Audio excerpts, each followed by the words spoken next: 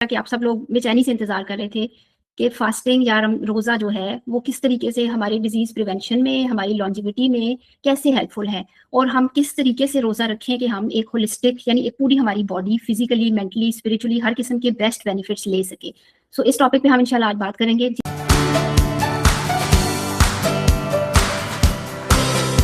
Our workshop Ramadan fasting. It's being recording. बिस्मिल्लाह दोबारा पढ़ लेते हैं। बिस्मिल्लाहिर्रहमानिर्रहीम। अल्लाहुम्मा सल्ली अला मुहम्मद व आले मोहम्मद। हम ऑफिशियली स्टार्ट करते हैं Ramzan fasting and lifestyle medicine की अपनी वर्कशॉप।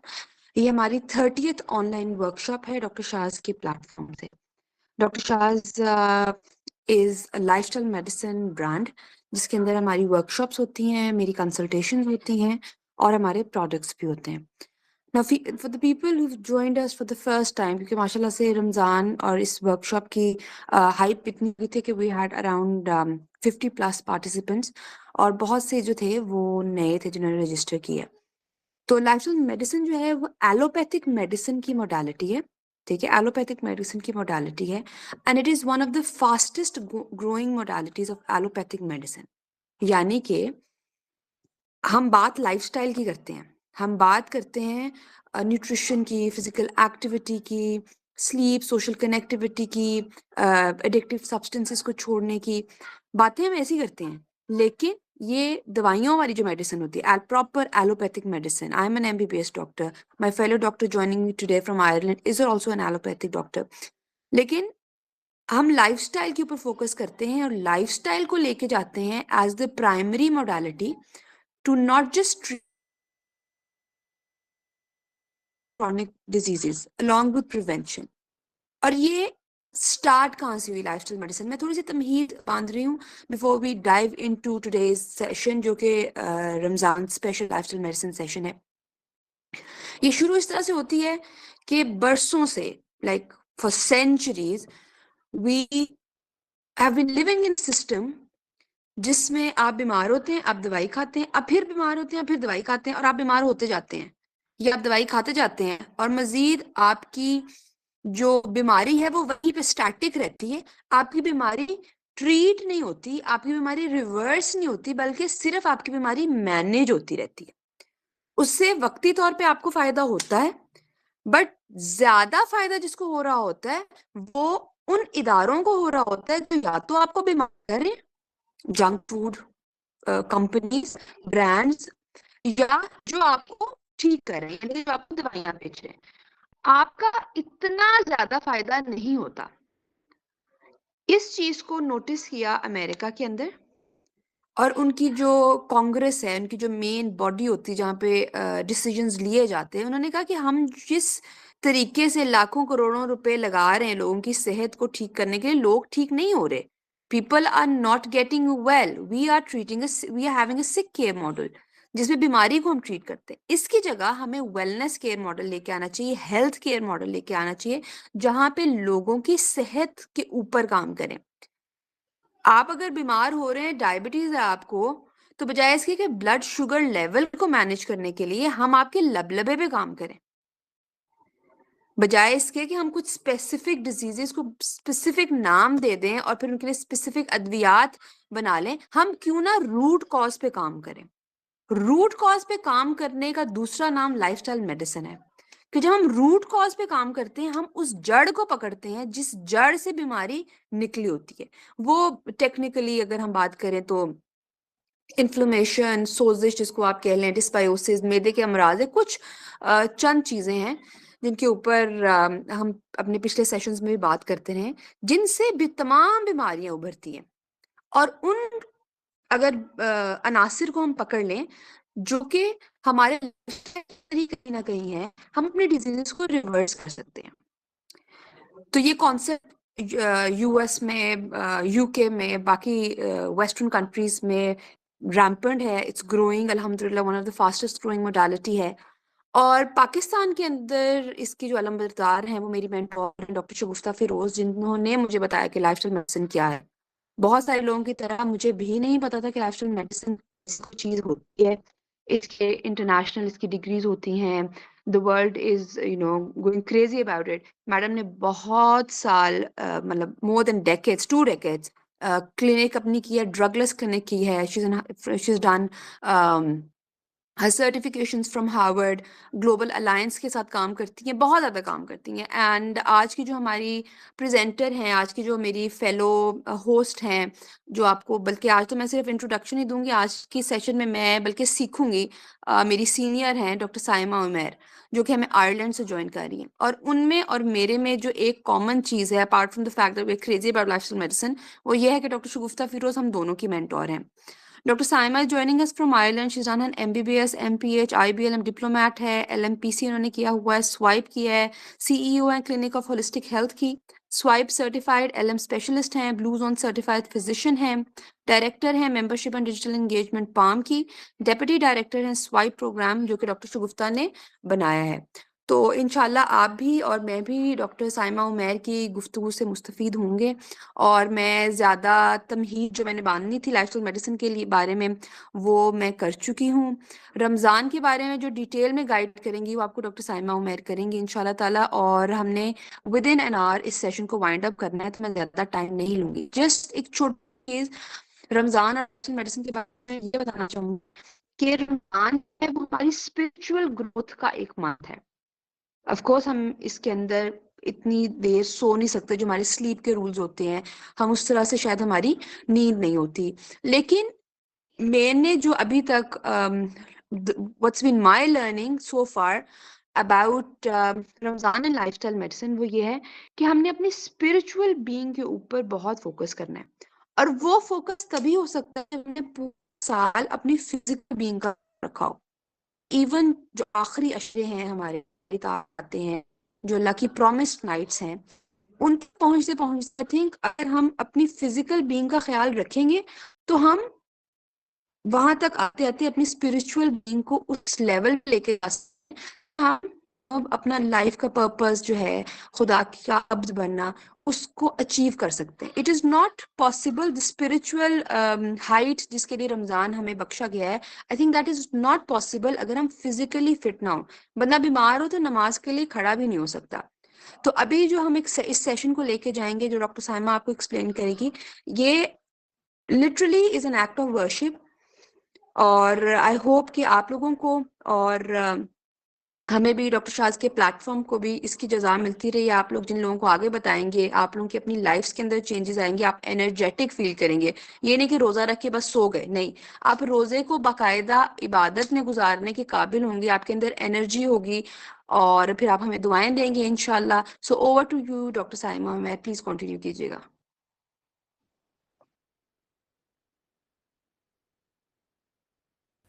आवाज नहीं आ रही डॉक्टर साइमा, आपका माइक। जी जी, अस्सलाम वालेकुम। आप सबको एक बहुत वार्म वेलकम मेरी तरफ से। और मैं बस शुरू में थोड़ी सी मुख्तसर बात करके उसके बाद मैं वीडियो ऑफ कर दूंगी, क्योंकि मैंने आप लोगों के साथ स्क्रीन शेयर करनी है। So it is a player on this being on this platform. और मेरा सुबह का टाइम है अभी और आप लोगों की इवनिंग है, लेकिन मुझे बहुत अच्छा लग रहा है आप लोगों के साथ आके। आप लोगों से मैं सीखूंगी। मैंने आप लोगों के क्वेश्चंस पढ़े हैं जो आप लोगों ने फॉर्म फिल करके भेजा है, उसमें बहुत सारी चीजें जो आप लोग सीखना चाहते हैं, जिन पे बात करना चाहते हैं। तो इंशाल्लाह स्टार्ट इसी तरह करेंगे। मैं चाहती यही हूँ कि मैं इस सेशन को इंतहाई इजी लैंग्वेज में आराम आराम से बोल के एक्सप्लेन करूँ, ताकि कोई भी मैं ऐसी मुश्किल टेक्नोलॉजीज या टेक्निकल वर्ड्स यूज नहीं करूंगी जिससे कि समझ ना आ पाए। मैं अपनी स्क्रीन शेयर करती हूँ और फिर हम इंशाल्लाह सेशन स्टार्ट कर। इतनी देर में मैं ये चाहती हूँ कि हम जितनी देर में ये वाला टाइम वेस्ट कर रहे हैं तो हम दुरूद शरीफ पढ़ लें। हम सब लोग इंशाल्लाह साथ साथ दुरूद शरीफ पढ़ते हैं, ताकि हमें इस महफिल में बैठने का सवाब मिलता ही रहे। जी, I hope now it is full screen. जी डॉक्टर साहब। ओके, सो अल्लाह ताला के मुबारक और बाबरकत नाम से शुरू करते हैं। अल्लाहुम्मा सल्ली अला मुहम्मद व अला आलि मुहम्मद। Take your time. और मीनवाइल हम लोग ज़रूर तो पढ़ ही रहे हैं और सीख रहे हैं, इल्म हासिल करने के लिए बैठे हैं। सो एक्ट ऑफ वर्शिप के अंदर टाइम हमारा इंक्रीज हो रहा है, सो नो इश्यूज। ठीक है, मैं रोजे के साथ बैठे हैं माशाल्लाह से, आई बिलीव एवरीबॉडी, एंड आप भी रोजे से आयरलैंड से बैठी हैं। तो आई थिंक ये हम अब तकरीबन 18-19 लोग हैं। तो अल्लाह ताला कबूल करे कि हम अपनी सेहत के लिए बैठे हैं। एंड अब बॉडीज जो हैं, अब बॉडीज अल्लाह की अमानत है हमारी बॉडी। और अगर हम इसका ख्याल करने के लिए बैठे हैं तो बेसिकली हम अल्लाह की अमानत का ख्याल करने के लिए बैठे हैं। बिल्कुल सही। नमाज बाकी जो हम इबादत करते हैं, ऑफ कोर्स उसका सवाब तो ज़रूर है, बट अब respecting your self, loving your self, तो वो भी एक एक्ट ऑफ वर्शिप हमारा जारी और सारी है। तो आप अपना टाइम लें, कोई मसला नहीं है, we are all here ready to listen to you इंशाल्लाह ताला and learn from you. Meanwhile अगर आप लोगों में से किसी के कोई और स्पेसिफिक हाँ, क्वेश्चंस क्वेश्चंस ले हैं, लेते हैं इतनी देर में शाहबानो। अगर क्वेश्चंस, आप हाँ क्विकली ज़रूर क्वेश्चंस ले लें तो वो बेहतर हो जाएगा। ज़रूर ज़रूर, कोई क्वेश्चंस हो, क्योंकि हमारे पास काफ़ी सारे क्वेश्चंस आए हुए हैं आप लोगों की तरफ से ग्रुप के अंदर भी, लेकिन कोई स्पेसिफिक जी हसनैन सैयदा आपने you raised your hand please.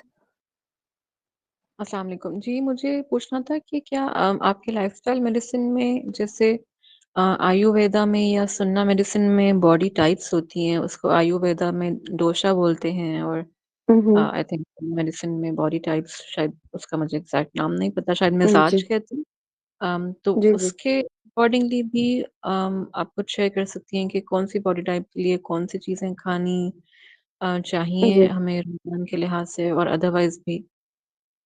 Body types होती हैं लाइफस्टाइल मेडिसिन के अंदर, मतलब जो वेस्ट लाइफस्टाइल मेडिसिन का एक वेस्टर्न कॉन्सेप्ट है, उसमें शायद इतनी प्रिडोमिनेंटली बॉडी टाइपिंग नहीं होती, लेकिन जो स्वाइप का कॉन्सेप्ट है, जो डॉक्टर शगुफ्ता ने लाइफस्टाइल मेडिसिन की एक सुपर स्पेशलिटी जो है वो बनाई है, उसके अंदर आपकी बॉडी की मेजरमेंट्स होती हैं, 3 लेवल पे आपकी बॉडी की मेजरमेंट्स ली जाती हैं, आपके पल्स का एनालिसिस भी होता है, आपके कुछ बेसिक कैरेक्टरिस्टिक्स, आपकी क्रेविंग्स के बारे में हम लोग कुछ डेटा लेते हैं। तो फिर हम आपकी बॉडी को 2 टाइप्स में डिवाइड करते हैं, एक प्रीडोमिनेंटली पैरासिम्पैथेटिक और एक प्रीडोमिनेंटली सिम्पैथेटिक, और उसको एसिडिक और अल्कलाइन बॉडी टाइप्स भी कहा जाता है। और उन्हीं हिसाब से आपकी बॉडी के अंदर डिजीज़ जिस तरह से बन रही होती है, वो उस पे मैटर करता है। आपकी बहुत सारे पास्ट ट्रॉमास जो होते हैं, वो आपकी बॉडी टाइप के ऊपर बनने के लिए मैटर करता है। तो बॉडी टाइप्स होती हैं हमारे लाइफस्टाइल मेडिसिन के अंदर भी। अब they are divided into sympathetic and parasympathetic. और बाकी जो बाकी जैसे आयुर्वेदा की जैसे होती हैं डिफरेंट डोसाज, उसके होते हैं। हर्बल्स के अंदर, हर्बलिज्म के अंदर जो है वो मिजाज होते हैं, like my forefathers have been into herbalism. तो ये जो है डिफरेंट जो इसकी है, I understand that as well. तो and this definitely is true. कई दफ़ा कहा जाता है ना कि नहीं, ठंडा मिजाज चीज़ ये नहीं होती, गर्म मिजाज चीज़ ये नहीं होती। नहीं, होती हैं, चीज़ें होती हैं, और आप अगर अपनी बॉडी के हिसाब से चीज़ों को लेके चलें, तो या तो आपके जिस्म में डिजीज़ बन सकती है, या आप उस डिजीज़ को रिवर्स कर सकते हैं। एनी अदर सही। क्वेश्चन? शाहबानो, मेरे से ना वो नहीं हो रहा, स्लाइड्स नहीं हो रही। I know don't know, issues, no slides मैं करती हूँ, वो प्रेजेंटर व्यू भी आता है, लेकिन वो आगे मतलब वो ना स्क्रॉल नहीं कर पा रहे हम उनको। तो अच्छा, आई एक थिंक, सेकेंड, हाँ जी, मैं स्टार्ट बेटर करती ये हूँ, है एक कि सेकेंड। आप लोग करें प्रेजेंट। ठीक है, एक second, just give me a second. मैं अब करना चाह रही हूँ, बट आई डोंट नो क्यों नहीं हो रहा। नो इश्यूज, ऐसे एट टाइम्स आई थिंक थोड़ा सा वो भी हुआ है ना, अब नेटवर्क के भी इश्यूज हुए हुए हैं जी, आपकी भी बीच में आवाज जो है ओवरऑल। ना थोड़ी हो रही है। आप मुझे एक दफ़ा व्हाट्सएप, अच्छा अनुषा के पास, अनुषा आप शेयर करोगे या मैं शेयर कर लूँ?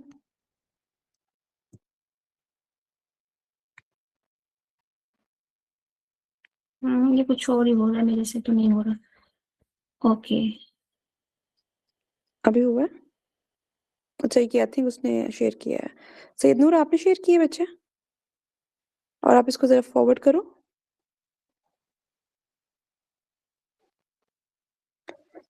या जी डन, हो रहा है, अब नेक्स्ट। ठीक हो गया, आपसे हो गया जी जी। Please next slide. ठीक अब हो, ये बार बार मुझे नेक्स्ट कहना पड़ेगा, बट यू जी हैव जी टू जी, बेयर मी।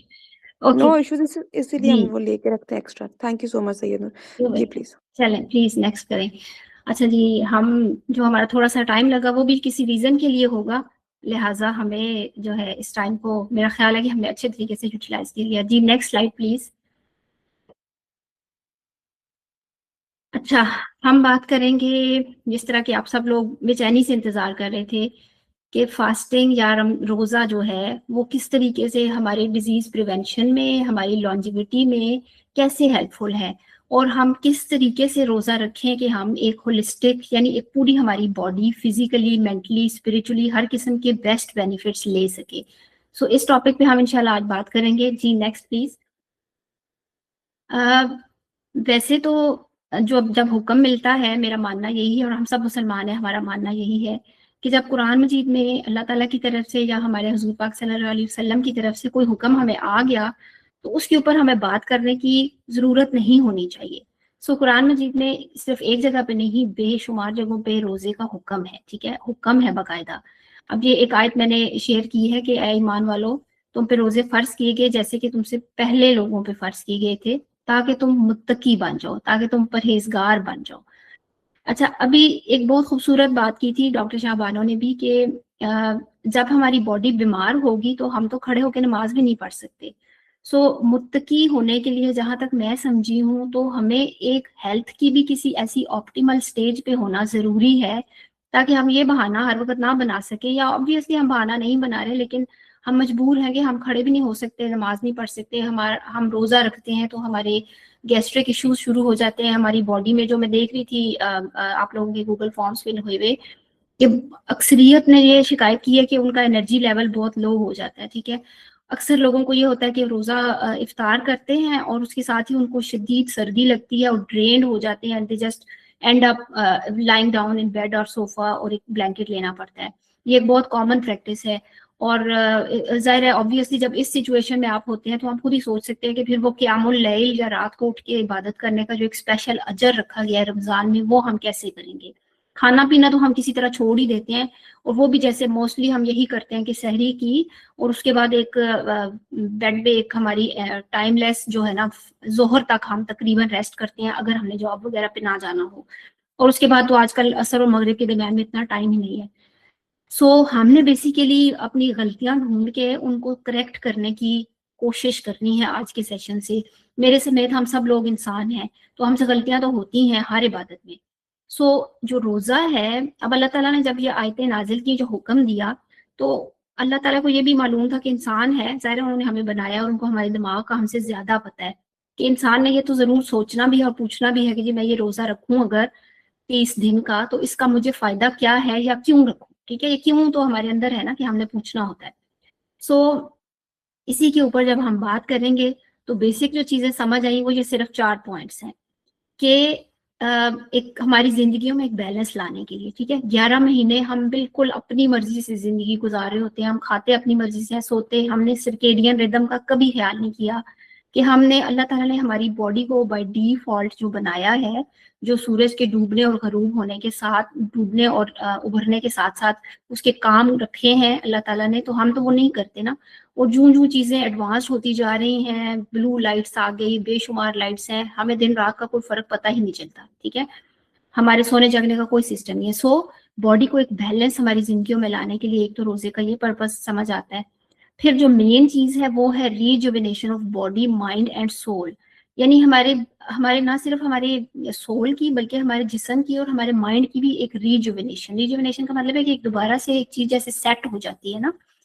ये जैसे आप लोगों ने अक्सर देखा होगा कि जो गाड़ी होती है, स्पेशली जो वेस्टर्न कंट्रीज है, वहां पे साल में एक दफा अपने गाड़ी की एक चेकअप कराना होता है, that is called MOT NCT। उसमें वो गाड़ी का हर पुर्जा चेक करते हैं, ठीक है। और जब तक वो ये देख लें कि हर पुर्जा इस काबिल है कि वो अगले 1 साल तक मजीद चल सकती है, तब तक वो आपको सर्टिफिकेट इशू नहीं करते, and you are no longer able to drive that car. So इसी तरह हमारी बॉडी भी एक मशीन है। वो जो 11 महीने हमने उसको चलाया, हमने यूज किया, तो ये जो 12वां महीना है, रमजान का महीना है, इसमें उसकी रीसेटिंग होती है, रिकनेक्शन होती है हमारा डिफॉल्ट यूनिवर्सल सिस्टम के साथ। आप इस तरह समझ रहे हैं कि हमारी बॉडी की जो चिप्स लगी हुई है अंदर, जो सिस्टम्स इंस्टॉल हैं, उनकी रीप्रोग्रामिंग होती है। वो जो मेन सोर्स है हमारा, वहां जाके हमारे जितनी भी एप्स हैं वो दोबारा से अपडेट होती हैं, ठीक है। ये लैंग्वेज मेरा ख्याल समझाना इजी है कि हमारी बॉडी एक मशीन है, कंप्यूटर की तरह समझें, उसमें एप्स इंस्टॉल करके भेजी गई हैं। अलबत्ता फर्क ये है कि वो ऑटो पे चल रही हैं बहुत सारी, लेकिन कभी ना कभी उन एप्स को अपडेट करने की जरूरत पड़ती है। सो रमजान इज दैट मंथ। अच्छा, एक और चीज जिसपे अक्सर लोग कुछ हलकों में ये बात भी करते हैं कि यार आप लोग खाने पीने की बात ना करें, रमजान तो सिर्फ स्पिरिचुअल हीलिंग का मंथ है। तो इसके थोड़ा सा मैं मैं कहूंगी कि इसके बारे में मेरे कुछ पॉइंट्स हैं, वो ये हैं कि आप देखें हमारे दीन के जो पिलर्स हैं, नमाज, रोजा, ज़कात, हज, उनमें से सिर्फ एक ये पिलर है रोजा जिसके साथ खुराक का डायरेक्ट रिलेशन बताया गया है, ठीक है। कुरान मजीद में, हदीस में जहां जहां रोजे का जिक्र है वहां बताया गया है कि आपने सहरी इस टाइम पे करनी है, इफ्तारी ये करनी है, सहरी की ये फजीलत है, इफ्तारी की ये फजीलत है, ठीक है। सो इसका मतलब ये है कि ये इबादत ऐसी है जिसमें फूड का कोई स्पेशल रोल है, so we should talk about that role, ठीक है। जी नेक्स्ट प्लीज। अच्छा, अब हम ये बात करते हैं कि फास्टिंग या रिवर्स फास्टिंग क्या चीज है, और ये रोजा बेसिकली साइंटिफिकली मैं अब आपको बताने लगी हूँ in respect to science as well as lifestyle medicine. अच्छा, जो फास्टिंग है, आपने बहुत सारी फास्टिंग्स के नाम सुने हुए होंगे। एक जो है इंटरमिटेंट फास्टिंग का तो ऑलमोस्ट हर किसी को ही पता है कि वेट लॉस के लिए यूज होती है, और भी बहुत सारी चीजों के लिए यूज होती है। एक वाटर फास्टिंग होती है, एक मुख्तलिफ किस्म की डाइट्स होती हैं जैसे कीटो फास्टिंग है, इस तरह एक टाइम रिस्ट्रिक्टेड फास्टिंग है। जब साइंटिस्ट्स ने ये चेक किया कि इन सारी फास्टिंग्स में से जो बेस्ट मॉडल ऑफ फास्टिंग है वो कौन सा है, यानी ऐसा फास्टिंग का मॉडल जिसका इंसान की हेल्थ पे कोई भी नेगेटिव इफेक्ट ना हो बल्कि उसकी हेल्थ पे सारे पॉजिटिव इफेक्ट हो, तो उन्होंने ये देखा, बहुत सारी रिसर्चेस की हैं, उसमें ये पता चला कि जो रिवर्स फास्टिंग है that is the best fasting, ठीक है। ना सिर्फ इससे आपकी फिजिकल हेल्थ बेहतर होती है बल्कि इससे आपकी बीमारियां दूर होती हैं और आप आने वाली बीमारियों से बचते हैं, यानी बीमारियों की प्रिवेंशन करती है, मैनेजमेंट करती है और रिवर्सल भी करती है। सो reverse fasting is the best mode of fasting. अब अगला सवाल ये आता है कि what is the reverse fasting. तो यहाँ पे अगेन वो हिकमत जो अल्लाह ताला ने हमें दे के भेजी है वही आती है कि Ramzan fasting is the reverse fasting, ठीक है। सो हम लोग ब्लेस्ड हैं बीइंग मुस्लिम्स कि हमें तो वो फास्टिंग एज अ इबादत दे के भेजी गई है, जबकि उसके साइंस ने ये नोट किया कि उसके सारे फायदे ऐसे हैं जो कि बेस्ट हैं। अच्छा, अब रिवर्स फास्टिंग क्या है? इसमें जनाब टाइम रिस्ट्रिक्टेड ईटिंग होती है, यानी एक इंटरमिटेंट फास्टिंग की ही टाइप आप समझ लें, लेकिन इसमें एक टाइम है, और वो टाइम क्या है कि एक स्पेसिफिक विंडो है जिसके दौरान में आपने खाना खाना है, और फिर उसके बाद एक फास्टिंग का टाइम है। यहाँ पे मैंने ये जो दो पिक्चर शेयर की हैं ये ट्रेडिशनल चाइनीज मेडिसिन के क्लॉक्स हैं, इनको बॉडी क्लॉक्स कहते हैं। टीसीएम या ट्रेडिशनल चाइनीज मेडिसिन में बहुत ज्यादा विजडम है। अच्छा, उसमें उन्होंने ये कहा कि बॉडी का हर ऑर्गन जो है उसका एक टाइम है जिसमें वो पीक पे उसका फंक्शन होता है। फॉर एग्जांपल लिवर है, उसका टाइम हमारे 2 से 3 बजे के दरमियान रात को, ठीक है। सो एक छोटी सी मैं यहाँ बात बता देती हूँ कि जो लोग रात को 3 बजे अमूमन जिनकी आंख खुल जाती है, दे शुड बी केयरफुल कि उनके लिवर के साथ कोई प्रॉब्लम शुरू हो चुकी है या चल रही है। इसी तरह हमारे डिफरेंट चीजों के स्टमक का हमारा टाइम है, इस तरह, ठीक है। अब अगली पिक्चर ऊपर वाली में आप देखें तो आपको समझ आएगी कि जो रात है उसके टाइम बॉडी के अंदर डिफरेंट स्पेशल हार्मोन्स रिलीज होते हैं जो कि डिफरेंट काम करते हैं, और मॉर्निंग में ये डे टाइम पे हर एक का टाइम है। सो जो रिवर्स फास्टिंग है that is in alignment with this natural cycle, तो इसलिए this is one of the best. अच्छा, आप में से कोई कह रहा है कि पिक्चर नजर नहीं आ रही, I don't know slide share नहीं हो रही है, क्या नहीं हो रहा। जी next slide please. Slide show हो रही है जी ओके। अच्छा, थोड़ी सी और बात इस पे करेंगे कि रिवर्स फास्टिंग में आपको पता है कि एक अर्लियर टाइम फ्रेम होता है जो कि तकरीबन 5-6 बजे के साथ खत्म होता है, यानी हमारा रोजा जब इफ्तार होता है, और फास्टिंग विंडो है तकरीबन आजकल के टाइम में 12 घंटे की, 12 से 14 घंटे का फास्टिंग होती है जिसमें हम लोग नहीं कुछ खाते।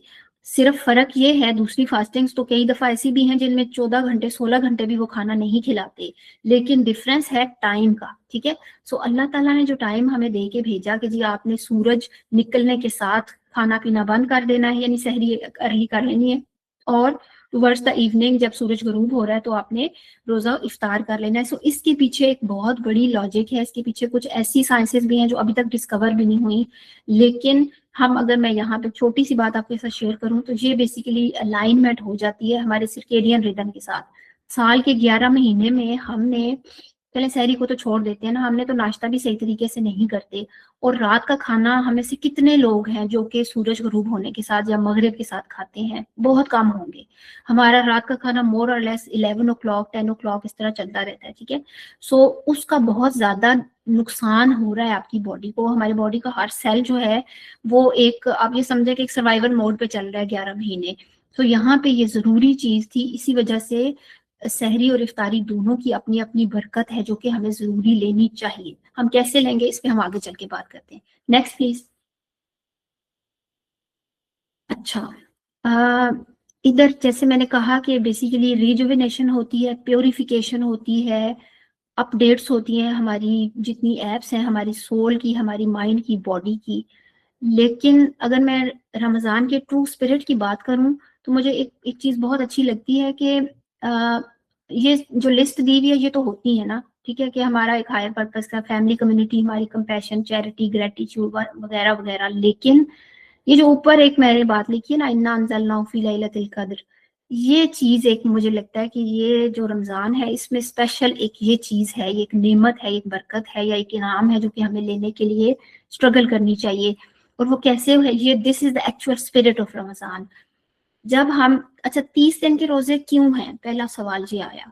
फिर आखिरी 10 दिनों में, आखिरी 10 रातों में क्या स्पेशल छुपा हुआ है, और वो आखिरी 10 में क्यों है, वो पहले 10 में क्यों नहीं है। ठीक है, इसमें थोड़ी सी मैंने अगर सोच विचार की तो मुझे समझ ये आई कि 11 मंथ्स की जो हमने अपनी बॉडी को प्रॉब्लम्स दी हुई थी, पहले रमजान के 20 रोजों में, यानी पहले 2 अशरों में, वो धुलाई, वो सफाई, वो चीजें इतनी क्लियर हो गई। हमारे अंदर जो एक मिरर लगा हुआ है वो इतना क्लियर हो जाना चाहिए कि आखिरी 10 दिनों में, आखिरी 10 रातों में, आखिरी अशरे में हमें हमारी ये हायर जो पर्पस है या हमारे जो स्पिरिट का, जो सोल का कनेक्शन है या कुछ भी चीज, वो हमें अपने शीशे के अंदर नजर आना चाहिए, उसकी रिफ्लेक्शन हमें फील होनी चाहिए। इसीलिए वही चीज तो हमने ढूंढनी है ना आखिरी 10 रातों में। और जब हम अगर अच्छे तरीके से वो पहले वाले 20 रोजे नहीं रखेंगे तो we can never be able to have that reflection in our mirror. ठीक है, सो इसको मैं बहुत आसान अगर तरीके से समझा पाई हूँ, आई होप कि आप लोगों को समझ आ गई होगी कि हमारा सारा फोकस रमजान में इस चीज पे होना चाहिए कि हम ये जो इनिशियल वाले 20 डेज हैं इनमें अपना बेस्ट काम कर लें, अपनी बॉडी को बेस्ट प्रिपेयर करें, अपनी सोल को, अपने स्पिरिट को इतना अच्छा प्रिपेयर कर लें कि आखिरी जो टाइम, आखिरी 10 दिन है उनमें हम वो चीज़ लेने के काबिल हो जाएं। सो इंशाल्लाह हम इस पे ज़रूर इस दफ़ा काम करेंगे, और मेरी दुआ भी है और आप लोग भी मुझे दुआ में याद रखिए कि हम सबको अल्लाह ताला ये जो चीज़ है ना इस दफ़ा इसका कुछ हिस्सा ज़रूर नसीब करें। जी नेक्स्ट प्लीज, नेक्स्ट स्लाइड। अच्छा, इस पे स्लाइड में मैं ज़्यादा टाइम नहीं लगाती, बस इसमें मैंने आपको ये बताना है कि हमारी, अगर मैं बेनिफिट्स की बात करूं रमज़ान के, तो हमारे सर से लेके हमारे पाँव के अंगूठे तक हर सिस्टम हमारी बॉडी का रिजुविनेट होता है। उसके अंदर एक डीप क्लीनिंग प्रोसेस होता है जिसको कहते हैं ऑटोफेगी। उसके ऊपर मैं थोड़ी सी बात करती हूँ। जी next slide please. Okay, fasting, जी मैं ऑटोफेगी पे जाने से पहले सिर्फ यहाँ पे ये बताना चाहती हूँ कि फास्टिंग सिर्फ फिजिकल नहीं है कि जी हमने खाना पीना छोड़ दिया, हमने गुनाहों से बचने की कोशिश की, हमने गुस्सा करना छोड़ दिया, अपनी बैड हैबिट्स को छोड़ दिया, अच्छी हैबिट्स की तरफ जाने की कोशिश की। इसमें आपने ये भी देखना है कि it is metaphysical too, fasting is not only physical, it is metaphysical. और ये एक्सपीरियंस तभी आएगा जब हम फास्टिंग बेहतरीन तरीके से करेंगे। हमारी बॉडी हेल्दी नहीं होगी तो हमारा माइंड कभी हेल्दी नहीं हो सकता, और माइंड हेल्दी नहीं होगा तो सोल तक तो हम फिर पहुंच ही नहीं सकते। और इसमें एक इफेक्ट ऑफ नियत है। जब हम एक नियत करके फास्टिंग करते हैं, रोजा रखते हैं, तो हमारा माइंड, बॉडी और सोल इतना अच्छा अलाइन होता है कि हमारी इंट्यूशन एक्टिवेट हो जाती है। और जब इंट्यूशन एक्टिवेट होती है तो फिर आखिरी 10 रातों में जो कुछ भी छुपा हुआ है उसमें से जितना हिस्सा हम मांगते हैं, जितना हमारे नसीब में है, वो हमें जरूर मिलता है। सो इफेक्ट ऑफ नियत जो है इसके ऊपर भी हमें गौर करना है। ठीक है, अच्छा आगे हम बात करते हैं। जी नेक्स्ट प्लीज। अगेन फास्टिंग के बेनिफिट्स पे बात हो रही है। एक तो आपको अब होना क्या चाहिए, अब आप लोगों के जो क्वेश्चन आंसर थे उसमें जो कुछ हो रहा था वो मैंने पढ़ लिया, अब होना क्या है वो मैं आपको बताती हूँ। एक तो हमें फास्टिंग में एक general feeling of well being होनी चाहिए आइडियली, ठीक है, जो कि हमें नहीं हो रही, हमें एनर्जी हमारी कम है, अक्सर लोगों के जवाब है। अच्छा, दूसरा क्या होना चाहिए, हमारा mental, physical and spiritual immunity best पे पहुंच जानी चाहिए। सिस्टेमिक डिटॉक्स हमारा हो, हर सिस्टम हमारा बेहतरीन चलने लग जाए। हमारे ब्रेन फंक्शंस, फोकस और कंसंट्रेशन इंप्रूव हो, और ये होती है, ठीक है। आप में से कुछ जिन लोगों ने पिछले 2-3 साल से हमारे साथ हैं और वो इसी पैटर्न पे रोजा रख रहे हैं जिस तरह हम बताते हैं, और हम खुद लोग भी इसकी गवाह हैं, तो ये सब चीजें होती हैं, इसलिए मैंने लिखी है, ठीक है। अच्छा, कैंसर से प्रिवेंशन होती है, बहुत इंपॉर्टेंट बात है। हमारा मेटाबॉलिज्म तेज होता है एज कम्पेयर टू बहुत सारे लोग जो कहते हैं कि जी हमें तो ब्लोटिंग हो जाती है, हमारा खाना हजम नहीं होता। नहीं, ऐसा होता। आइडियली रोजे में आपका मेटाबॉलिज्म तेज हो जाता है। वेट लॉस, हम सबको पता है कि वेट लॉस के लिए जो बेस्ट स्ट्रेटजी है वो यही फास्टिंग है। और फिर मजे की बात कि लेडीज है स्पेशली, स्किन, हेयर, नेल्स की रिजुविनेशन होती है। आपने नोट किया होगा कि रमजान के बाद हमारी स्किन के ऊपर एक ग्लो आ जाता है, इसी तरह हमारे नेल्स और हमारे हेयर भी आइडियली बहुत अच्छे हो जाते हैं। और हमारी इंसुलिन सेंसिटिविटी बहुत बेहतरीन हो जाती है। जो लोग डायबिटिक्स हैं उनका डायबिटीज कंट्रोल, उनकी इंसुलिन का कंट्रोल बहुत बेहतरीन हो जाता है अगर वो अच्छे तरीके से, सेट तरीके से रोजा रखते हैं। तो आगे बात करते हैं, नेक्स्ट प्लीज। जी नेक्स्ट स्लाइड। ओके, जैसे मैंने बात की, एक तो जनरल वेलबींग होती है इंसान को, बहुत सारी चीजें आप देख सकते हैं कि इम्यूनिटी बेहतरीन होती है। जब इम्यूनिटी अच्छी होती है तो आपकी बॉडी के सारे सिस्टम्स अच्छे होते हैं।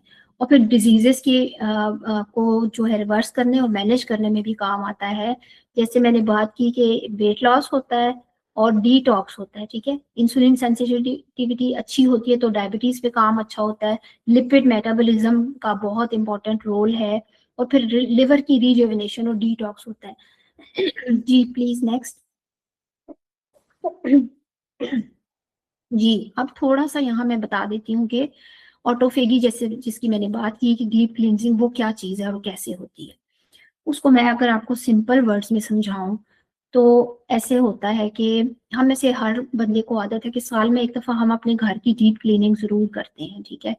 उसमें हम ये करते हैं कि हम दराज खोल के सब चीजें निकालते हैं, साफ करते हैं, कोने खुदरों में से जितने भी जाले लगे हुए हैं, हर चीज, each and every corner of the house हम चाहते हैं कि चमका दें, डीप क्लीनिंग जिसको कहते हैं। अब जो रमजान है उसमें बॉडी की डीप क्लीनिंग का जो मेथड यूज होता है उसका नाम है ऑटोफेगी। ऑटोफेगी 2016 में डिस्कवर की एक साइंटिस्ट ने, जिनका नाम है जी योशिनोरी, डॉक्टर योशिनोरी। उनको नोबेल प्राइज मिला इस चीज के ऊपर। ऑटो का मतलब होता है अपना आप और फेगी का मतलब होता है खाना, ठीक है। अब इसमें क्या करते हैं सेल्स के, जैसे हम अपने ड्रॉर्स में से या अपने कोने खुदरे में से सफाई करते हैं तो समटाइम्स कोई ऐसी चीजें निकल आती है ना जो हमें यूजफुल होती है, हमें भूल गई होती हैं, तो उनको हम यूज करने लग जाते हैं, दोबारा से निकालते हैं। कुछ चीजें ऐसी होती हैं जो बेकार पड़ी हुई होती हैं, जो फालतू होती है, मतलब खराब हो गई होती हैं, बहुत सारी चीजों को फंगस लग रही होती है, उनको हम निकाल के फेंक देते हैं, ठीक है। हमारी चीजें, अलमारियां, कबर्स, ड्रॉर्स दोबारा से साफ हो जाती हैं। सो ऑटोफेगी बिल्कुल यही काम करता है। वो ये करता है कि थ्रू आउट द मंथ्स जो हम काम करते रहे हैं, हमारी बॉडी में बहुत सारे केमिकल्स जाते हैं, फूड के साथ, एनवायरनमेंट के साथ, क्लीनिंग प्रोडक्ट्स जो हमारे घर में यूज होते हैं उनके साथ, हमारी हर चीज के अंदर, सोप के अंदर, टूथपेस्ट के अंदर, परफ्यूम्स के अंदर, कॉस्मेटिक्स, हर चीजों के अंदर केमिकल्स हैं जो हमारी बॉडी में कंटिन्यूस जाए जा रहे हैं, ठीक है। फ्री रेडिकल्स बनते हैं, वो हमारी बॉडी में स्टोर होने लग जाते हैं, टॉक्सिन्स हैं। और उसके अलावा जो कुछ हम खा रहे हैं अब की जिंदगी में, जितना हम प्रोसेस्ड फूड खा रहे हैं वो सब, अब ये सब केमिकल्स और टॉक्सिन्स, लिवर बेचारे के ऊपर इतना बर्डन है कि वो नहीं, हर चीज को डिटॉक्स नहीं कर सकता। वैसे तो अल्लाह ताला ने बनाया हुआ है लिवर को कि वो डेली की बेसिस पे ये सब चीजें डिटॉक्स करता है बॉडी में से, बट जितना कुछ अब हम उसके अंदर डाल रहे हैं, he is not able to do that. अब क्या होता है अल्टीमेटली, वो सब चीजें बॉडी से कैसे किधर जाएं। तो जो हमारी बॉडी के जो कोने खुदरे हैं ना, जो ड्रॉर्स हैं, बेसिकली क्या है, वो फैट सेल्स हैं, ठीक है। वो सब चीजें जाके उन फैट सेल्स के अंदर सेट हो जाती हैं। So fat cell is basically a home for our enemies. So अब देखें कि मोटापे का या ओबेसिटी का एक तो नुकसान ये है कि वो वैसे ही बीमारियां लगाता है, और ऊपर से वो हमारे जितने एनिमीज हैं उनका होम भी है, यानी हमें बहुत सारे महाज पे वो कंटिन्यूस जो है ना नुकसान पहुंचाए जा रहे हैं। अब क्या होता है ऑटोफेगी में, बॉडी के पास शुगर तो होती नहीं है, हमारा स्टमक अब रेस्ट पे, ठीक है, हम उसको और फूड तो नहीं दे रहे, सहरी में जो फूड दिया था दैट इज इनफ। उसके बाद क्या हुआ, स्टमक अब रेस्ट पे है, तो अब जो आपको ग्लूकोज नहीं मिल रहा, ठीक है, फर्दर आपको फूड नहीं मिल रहा, तो बॉडी ने ये करना शुरू किया कि जो वो वाले फैट सेल्स हैं उनको यूटिलाइज करना शुरू हो गया, ठीक है। वहां से ब्रेकअप हुआ। इस तरह डबल फायदा क्या हुआ, एक तो आपका वेट कम होगा, वो फैट सेल बर्न होंगे, और उनके अंदर जितना भी हमारा एनीमी छुपा हुआ बैठा है, जिसमें कैंसर सेल्स भी हैं, जिसमें केमिकल्स हैं, टॉक्सिन्स हैं, सब चीजें वहां से वो बाहर निकल आएंगी, ठीक है। और वो ज़रा वो बाहर निकलेंगी, ब्लड स्ट्रीम में आएंगी, और ऑटोफेगी वाले सेल्स जो हमारी बॉडी में हमारी एक समझे फोर्सेस फिर रही हैं, इम्यूनिटी सेल्स हैं बेसिकली, क्योंकि हमारा इम्यून लेवल अच्छा हो जाता है ना रमजान में। उन्होंने क्या किया, उन सेल्स को डिस्ट्रॉय किया और उनको डिटॉक्स कर दिया, बॉडी से निकाल दिया। जो एनिमी छुप के बैठे हुए थे कोनों में, उनको बाहर निकाला और उनको डिटॉक्स कर दिया, और वो सेल्स दोबारा से रिजुविनेट होके एक नए सेटअप के साथ बिल्कुल प्योर और क्लीन तरीके से काम शुरू कर दिया।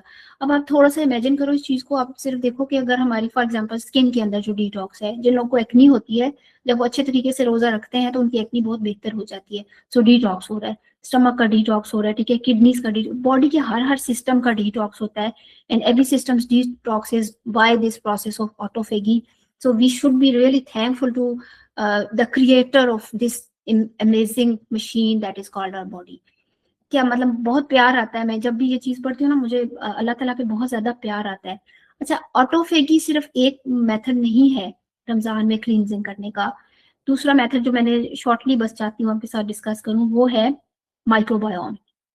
अच्छा, हमारे गट के अंदर यानी हमारे डाइजेस्टिव सिस्टम के अंदर या हमारी बॉडी के अंदर समझें, तकरीबन 100 ट्रिलियंस गुड बैक्टीरिया हैं जो कि हमारी बॉडी के अंदर रहते हैं, ठीक है, वो सारे काम उन्होंने संभाले हैं, वो सब काम कर रहे हैं।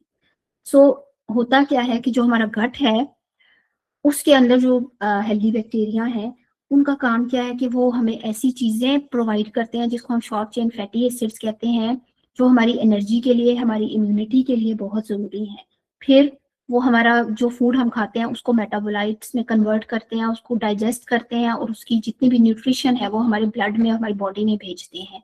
और हमारी अगर बॉडी में कोई इन्फ्लेमेशन हो तो उसमें भी बहुत इंपॉर्टेंट रोल प्ले करते हैं।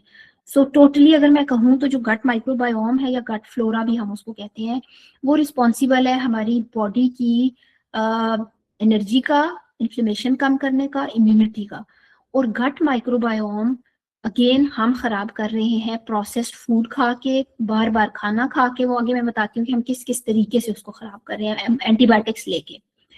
सो रमजान में जब ये सब काम हम नहीं करते, लकीली हम मजबूर हैं, तो हमारा गट माइक्रोबायोम बहुत हेल्दी हो जाता है। उसके अंदर जो बैलेंस खराब होया हुआ था ना गड़बड़ खाने खा के या केमिकल से या हमारे लाइफस्टाइल से, तो वो बैलेंस में आना शुरू हो जाता है।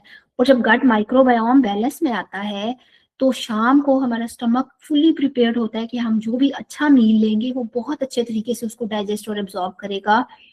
दूसरी बात ये कि गट का डायरेक्ट रिलेशन है हमारे ब्रेन के साथ, ठीक है, गट और ब्रेन आपस में फ्रेंड्स हैं, पक्के दोस्त हैं। एक को कोई प्रॉब्लम हो तो दूसरे को फौरन वो प्रॉब्लम होती है। जिन लोगों का स्टमक या गट खराब होता है उनकी मेंटल हेल्थ हमेशा अच्छी नहीं होती, और सेम इज द केस जिन लोगों की मेंटल हेल्थ का प्रॉब्लम होता है उनका गट में प्रॉब्लम होता है। और ये मिसाल तो हम आराम से ले सकते हैं, कुछ लोगों को इमोशनल ईटिंग की आदत होती है, कुछ लोग डिप्रेशन में खाना उनका खराब हो जाता है, बिकॉज हमारा गट और हमारा ब्रेन मिले हुए हैं। सो इसका फायदा अब हमें होलिस्टिकली रमजान में कैसे होगा, हमारा गट पुरसुकून है, ठीक है, वो कोई फालतू चीजें उसको डाइजेस्ट नहीं करनी पड़ रही फालतू टाइम पे, तो उसने अच्छे सिग्नल्स भेजने हैं ब्रेन को। और ब्रेन जो बेचारा हर वक्त बिजी रहता था, गट के मसलों में उलझा रहता था, अब वो पुरसुकून है तो वो हायर चीजें सोचेगा। वो ये सोचेगा कि मैंने अपनी स्पिरिचुअल हेल्थ पे कैसे काम करना है, मैंने कनेक्ट कैसे होना है अल्लाह ताला के साथ, मैंने इबादत में कैसे टाइम लगाना है, और मैंने कैसे तरीके से अच्छी इबादत करनी है कि मुझे कुछ मिल जाए, ठीक है। सो ये एक मेन फायदा है, इसलिए मैंने गट माइक्रोबायोम वाली बात यहाँ पे जरूर की। So we should focus on this कि हमें अपने स्टमक की हेल्थ को स्पेशली इंपॉर्टेंट है कि सही बनाएंगे इंशाल्लाह। जी next please. Am I clear? मैं बहुत तेज तो नहीं जा रही, या बहुत ज्यादा नॉलेज तो नहीं कन्वे हो रही जो समझ में आ पाए? ओके अच्छा, इंसुलिन सेंसिटिविटी, वैसे तो बहुत सारी बातें हैं, लेकिन अगर वो सब चीजें ऐड करते तो सेशन बहुत लंबा हो जाता। इंसुलिन सेंसिटिविटी इसलिए निकाली है मैंने यहाँ स्पेशली करने के लिए कि एक तो ये इंसुलिन सेंसिटिविटी आजकल हर किसी को है, दूसरी बात ये कि डायबिटीज एक बहुत कॉमन इशू है। और जैसे मैंने कहा कि रमजान में अगर रोजा ठीक तरीके से आप रखेंगे तो ये देखें, ये रिसर्च है, एक रिसर्च मैं शेयर कर रही हूँ कि fasting reduces insulin levels by 20 to 31% while reducing blood sugar levels by 3 to 6%। एक बंदा जो अगर अच्छे तरीके से रोजा रखेगा तो उसका ब्लड शुगर लेवल्स 3 to 6% तक कम हो जाते हैं अगर उसको डायबिटीज है तो, ठीक है। सो बहुत इंपॉर्टेंट है। और इंसुलिन सेंसिटिविटी जो है इसका मतलब क्या है और कैसे होता है काम। डायबिटीज में आपको पता है कि इंसुलिन के लेवल्स खराब हो जाते हैं, इसी वजह से डायबिटीज होती है। इंसुलिन ने बेसिकली शुगर को सेल्स के अंदर लेके जाने में या उसको डाइजेस्ट करने में हेल्प करनी है। अब इंसुलिन खराब हो गई, इंसुलिन कम हो गई तो शुगर तेज हो गई ब्लड में और उसकी वजह से फर्दर जितने भी कॉम्प्लिकेशंस हैं वो आनी शुरू हो गई। अब होता कैसे है, हम फूड खाते हैं, कोई भी चीज खाते हैं तो इंसुलिन रिलीज होती है। अच्छा, अब मैं तो कभी कभी ये समझती हूँ, आपको पता है ना, आप ये कहते हैं कि डायबिटीज जो है वो बेसिकली लाइफस्टाइल डिजीज है। क्यों है? हमने कभी सोचा है कि क्या होता है? हमने फूड खाया, इंसुलिन कहाँ से रिलीज होनी है? पैंक्रियाज से, लबलबा जिसको कहते हैं। अच्छा, उसके बाद वो जाएगी, इंसुलिन को लेके जाएगी आगे, रिसेप्टर्स के ऊपर लगेगी और उसको सेल्स के अंदर ले जाएगी। ठीक है। अब क्या हो रहा है, हम दिन में क्या कर रहे हैं? हम दिन में अगर 3 टाइम भी खाना अलाउड है ना, तो क्या हम 3 टाइम ही खाना खाते हैं? हमें अपने आप से ये सवाल पूछना चाहिए। हम अगर ये समझें कि हम अपने आप को डायबिटीज खुद कर रहे हैं तो उसमें कोई गलत बात नहीं होगी। हम क्या कर रहे हैं, हमने सुबह उठे, हमने एक चीज मुंह में डाली, ठीक है, इंसुलिन रिलीज हुई। हमने 10 मिनट गुजरे, एक और चीज मुंह में डाली, इंसुलिन फिर रिलीज हुई। थोड़ी देर गुजरी, हम जॉब पे गए, वहां पे कोई चीज हमें नजर आई, हमने मुट्ठी भर, फिर हम कहते हैं क्या कि हम ज्यादा नहीं खा रहे। ठीक है, ज्यादा नहीं खाने की बात, अभी सिर्फ ये बात है कि हम कितनी दफा खा रहे हैं। मतलब मैं अगर गिनवाने लगूं तो कम से कम हम दिन, पूरा दिन हम जो है ना यही प्रैक्टिस कर रहे होते हैं। अब आप खुद मुझे बताएं, एक पैंक्रियास ने, जिसकी कैपेसिटी ये शायद है, बाय डिफॉल्ट उसको यही बताया गया कि तुमने 3 दफा जो है ना इंसुलिन अच्छी मिकदार में रिलीज करनी है। अब एक इंसान ने उसको क्या किया, मजबूर, कि वो सारा दिन इंसुलिन रिलीज करता रहेगा। अल्टीमेटली क्या, और फिर आगे रिसेप्टर्स जो है बार बार आ रही है इंसुलिन, आखिर में रिसेप्टर्स का एक टर्म यूज होती है, उसको कहते हैं डेफ हो जाते हैं।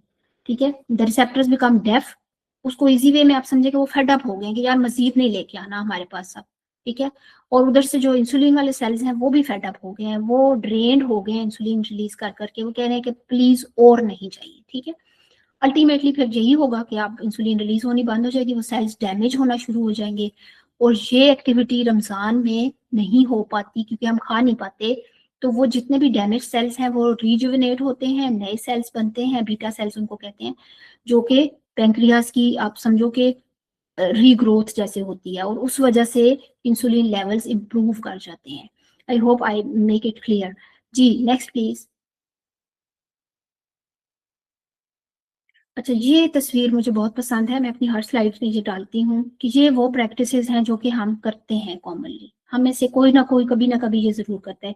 ये रात के टाइम फ्रिज खोल के खड़े होने का तो हमें वैसे ही बहुत शौक होता है कि जी देख ले कोई चीज ऐसी ना हो जो रह गई हो। ठीक है, और फिर हम बैठते हैं उसके बाद, तो ये भी एक चीज है। अक्सर फिर हम गाड़ियों में जा रहे होते हैं कहीं, तो चलते चलते खा रहे हैं, और ये तो बहुत ज्यादा कॉमन चीज है। ठीक है, सो इन प्रैक्टिसेस को दिखाने का मकसद कहीं से भी किसी की दिल आजारी करना नहीं है, बल्कि एक सोच पैदा करना है कि यही चीजें जो भी मैंने बात की ना, कि बार बार खाने वाला काम है, उससे हम ना सिर्फ अपनी बॉडी को नुकसान पहुंचा रहे हैं बल्कि अपने माइंड को और अल्टीमेटली अपनी स्पिरिचुअल हेल्थ को। ठीक है जी, नेक्स्ट प्लीज। अब हम आते हैं गाइडेंस की तरफ कि जी हमने करना क्या है, कैसे तरीके से रोजा रखें कि होलिस्टिकली हमें उसके सारे बेनिफिट्स मिले। सहरी की एक क्विक सी गाइड में अगर आपको दूं तो वो ये है कि पानी आपको सहरी खाने से पहले पीना है। कितना पीना है वो मैं भी आगे बात करती हूँ। सहरी हमेशा करनी है, टमी फुल करनी है, इसमें बरकत रखी गई है और इसका तस्करा भी है हदीस में। ठीक है, अब खाना क्या है उस पर भी बात करेंगे। कुछ लोग फीनिया, कुछ लोग रंग बिरंगी चीजें हैं जो कि मैंने सुनी हुई भी हैं। कुछ लोग रस चाय खाते हैं, कुछ लोग ब्रेड खाते हैं, कुछ लोग सैंडविचेस खाते हैं, और अब सहरी पार्टीज भी होती हैं जिनमें जो भी अल्लम गल्लम है वो सब खाया जा सकता है। सो एक तो ये करना क्या है, आपने सहरी जरूर खानी है, और उसमें रोटी सालन होगा, साथ में हेल्दी जो चॉइसेस हैं वो हम आपको डिटेल में बताएंगे क्या होगा। योगर्ट आपने जरूर ऐड करना है अपनी सहरी में।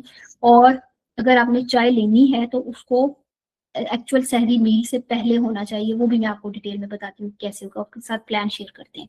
जी नेक्स्ट प्लीज, नेक्स्ट लाइन जी। ओके, अब ये देखें, ये मैंने लिखा हुआ है बाकर खानिया, कुछ लोग फीनिया खाते हैं, कुछ लोग पराठे खाते हैं। ठीक है, अच्छा, आपने क्या करना है कि आपने रोटी लेनी है, होल व्हीट ब्रेड ले सकते हैं अगर कुछ लोगों को रोटी का प्रॉब्लम होता है तो। उसके साथ आपने रोटेशन जरूर करनी है फूड की, ठीक है। आपका गट माइक्रोबायोम की मैंने बात की ना, तो गट माइक्रोबायोम को वैरायटी अच्छी लगती है जब आप उसको वैरायटी ऑफ फूड देते हैं, यानी रोज एक नई चीज देते हैं तो वो हेल्दी रहता है। लेकिन अगर आप रोज उसको एक ही तरह की चीज देते रहते हैं तो that thing will become, that food will become toxic on the third day, ठीक है। माइक्रोबायोम के लिए तीसरे दिन वो सेम फूड टॉक्सिक होता है। सो आपने डिफरेंट वैरायटी देनी है। अब क्या वैरायटी है जी, अंडा आपका होना चाहिए, साथ देसी अंडा हो, ठीक है। कबाब हो सकते हैं, पोटैटो के कटलेट्स हो सकते हैं, भुजिया, चीज बटर अच्छा है, हनी हो सकता है, सालन हो सकता है, ठीक है। अच्छा, यहाँ पे अब मैंने लिखा हुआ है कि follow 4-day rotational meal plan, यानी इस तरह मील बनाएं कि 1 2 3 4 पे चीजें आई, फिर वो रोटेट करते चले जाएं। अच्छा, कुछ लोगों को पराठे के बगैर बिल्कुल वो सोच नहीं सकते कि हमने रोजा रखना है, तो उन लोगों के लिए हमने थोड़ा सा मॉडिफाई किया है कि वो कोई स्टफ्ड पराठा ले सकते हैं 2 दिन हफ्ते में। कोशिश करें 1 दिन, लेकिन अगर बिल्कुल ही इंतहा हो गई तो 2 दिन ले सकते हैं। और पराठा सिंपल ना हो, स्टफ्ड पराठा हो, बिकॉज स्टफ्ड पराठे का डाइजेस्टिव टाइम रिलेटिवली बेहतर होता है। अच्छा जी, अगर आप, कुछ लोग कहते हैं कि जी मैं तो इतना रोटी नहीं खा सकता, तो अगर आप लाइट मील प्रेफर करते हैं तो आप व्हीट दलिया लेंगे, ठीक है। ओट्स वाला दलिया नहीं होगा, व्हीट दलिया होगा। ओट्स का दलिया क्यों नहीं होगा उस पर मैं क्विकली बता देती हूँ कि वो ओट्स जो है वो स्टील कट ओट्स नहीं होते, वो प्रोसेस्ड होते हैं। मिल्क शेक्स ले सकते हैं जो लोग लाइट खाना चाहते हैं, लेकिन इन मिल्क शेक्स को आपने इस रोटियों के साथ मिक्स नहीं करना, ठीक है। ये उन लोगों के लिए चॉइस की बात हो रही है जो कि लाइट मील प्रेफर करते हैं। योगर्ट शेक ले सकते हैं, but this should not be cold. Cold कोई चीज नहीं लेनी है, आपकी बॉडी का कोर टेम्परेचर ऑलरेडी ड्रॉप होता है। और एंड कहाँ पे होगा, ग्रीन टी के फ्यू सिप्स पे। यहाँ पे एक बड़ी मिस्टेक हम लोग करते हैं कि जो उधर अजान होती है, सहरी बंद होने का टाइम आया और हम लोग गिलासों के गिलास जग पी रहे होते हैं कि किसी तरीके से ऊंट की तरह शायद मेरी बॉडी के अंदर पानी रह जाएगा। सो ऐसा नहीं होता। This green tea should be the last drink of your सहरी, ठीक है। और बिलीव मी कि मैं खुद अपनी आपकी एग्जांपल आपको देती हूँ कि मैं अब देखिए ऑलमोस्ट 40 मिनट से मैं बोल रही हूँ, अल्लाह का शुक्र है मेरा गला नहीं सूखा, ठीक है। हालांकि मेरा अभी रोजे का क्या, मेरा टाइम है 12 o'clock हो गए। सो ग्रीन टी पीने से जहाँ पे आपको प्यास नहीं लगती, वहां पे और भी बहुत सारे बेनिफिट्स होते हैं जो कि आप करेंगे तो आपको समझ आएगी। You never feel like drained और एनर्जी लेस आफ्टर सहरी और इफ्तारी। अच्छा, जिन पेशेंट्स को कोई प्रॉब्लम्स हैं जो मेडिसिन ले रहे हैं, वो जस्ट फ्यू सिप्स ऑफ पानी के साथ दवाई ले लें, लेकिन बहुत गिलास नहीं उस टाइम पे पीना। अच्छा जी, और टी लेनी है अगर आपने, तो ये इस एक्चुअल वाली सहरी से 5-10 मिनट पहले लें। जी नेक्स्ट प्लीज। ओके, इफ्तारी गाइड से पहले मैं आप लोगों को सहरी का एक बोल के अलग से बता देती हूँ कि क्या करना है। आप जैसे 5 घंटा पहले आपको उठना है, ठीक है। And you just have to take minimum 3 hours sleep, जरूरी है। रमजान में स्लीप का पैटर्न हमारा चेंज होता है, जैसे डॉक्टर साहब ने शुरू में भी कहा, लेकिन अल्लाह ताला ने बॉडी के अंदर कुछ सिस्टम्स ऐसे फिक्स कर दिए हैं जो कि अभी साइंस को समझ नहीं आए, हमें भी शायद इतनी अच्छी तरह क्लियर समझ नहीं आए, लेकिन बॉडी की केमिस्ट्री ऐसी यूनिक हो जाती है कि अगर आप 3-4 घंटे की नींद भी रात को ले लेते हैं और दिन में एक हल्का फुल्का नैप ले लेते हैं, तो you feel the same fresh, बल्कि उससे ज्यादा बेहतर महसूस करते हैं। सो ये राज अभी जो है इनसे पर्दा उठना बाकी है कि क्या होता है एक्चुअल में हमारे माइंड में। जो वैसे हम कहते हैं ना 7 से 9 घंटे की नींद लो, लेकिन रमजान में हम 3-4 घंटे की नींद से भी उसी तरह फ्रेश होते हैं और सारा दिन हम काम कर सकते हैं। सो नींद जरूर लेनी। अच्छा, अब आप उठेंगे सहरी में 1 घंटा पहले आपके पास मार्जिन होना चाहिए। आपने जागने के 15 मिनट के बाद आपने पानी पीना है, गर्म पानी पियेंगे आप। और कोशिश करेंगे कि आराम से बैठ के, साथ साथ नफल पढ़ रहे होते हैं उस टाइम बंदा फिर आता है 1 गिलास पी लेता है। 3-4 तक मैक्सिमम गिलास पिए जा सकते हैं यहाँ पे। 3 भी, मतलब मिनिमम 3 और मैक्सिमम 4, इससे ज्यादा नहीं होते, बट यहाँ पे ही होंगे पानी की गिलास, ठीक है। उसके बाद अब आप आएंगे, आपने योगर्ट लेना है, वार्म योगर्ट लेना है, उसके अंदर थोड़ी सी मीठी चीज ऐड करनी है, यानी चीनी या शहद। और उसके बाद आपने अगर चाय लेनी है तो आप चाय ले लें। ब्राउन टी होगी, कुछ लोग ब्लैक टी भी इस टाइम पीते हैं तो ठीक है, लेकिन उसमें भी मीठा डलेगा। और उसके बाद आपने सहरी खा लेनी है। अब सहरी देखिए, आपने रोटी के साथ जो भी चीजें मैंने बताई वो खाई, और उसके बाद ग्रीन टी पी ली, और दैट्स इनफ। यहाँ पे आपकी सहरी फिनिश होगी। और this is the best possible सहरी, जो कि मैं खुद अल्लाह का शुक्र है 5 साल, ज्यादा मेरा ख्याल है 6 साल से कर रही हूँ इसी तरीके से। और जो पहले वाली मेरी कैफियत थी उनमें और आज में जमीन आसमान का फर्क है। अच्छा, अब जी हम आ जाते हैं इफ्तारी गाइड पे, जो मोस्ट इम्पोर्टेंट बात है। अब सबसे पहली रूल वाली बात ये है कि अच्छा, ये मैं क्वेश्चंस लेती हूँ आपके थोड़ी देर में।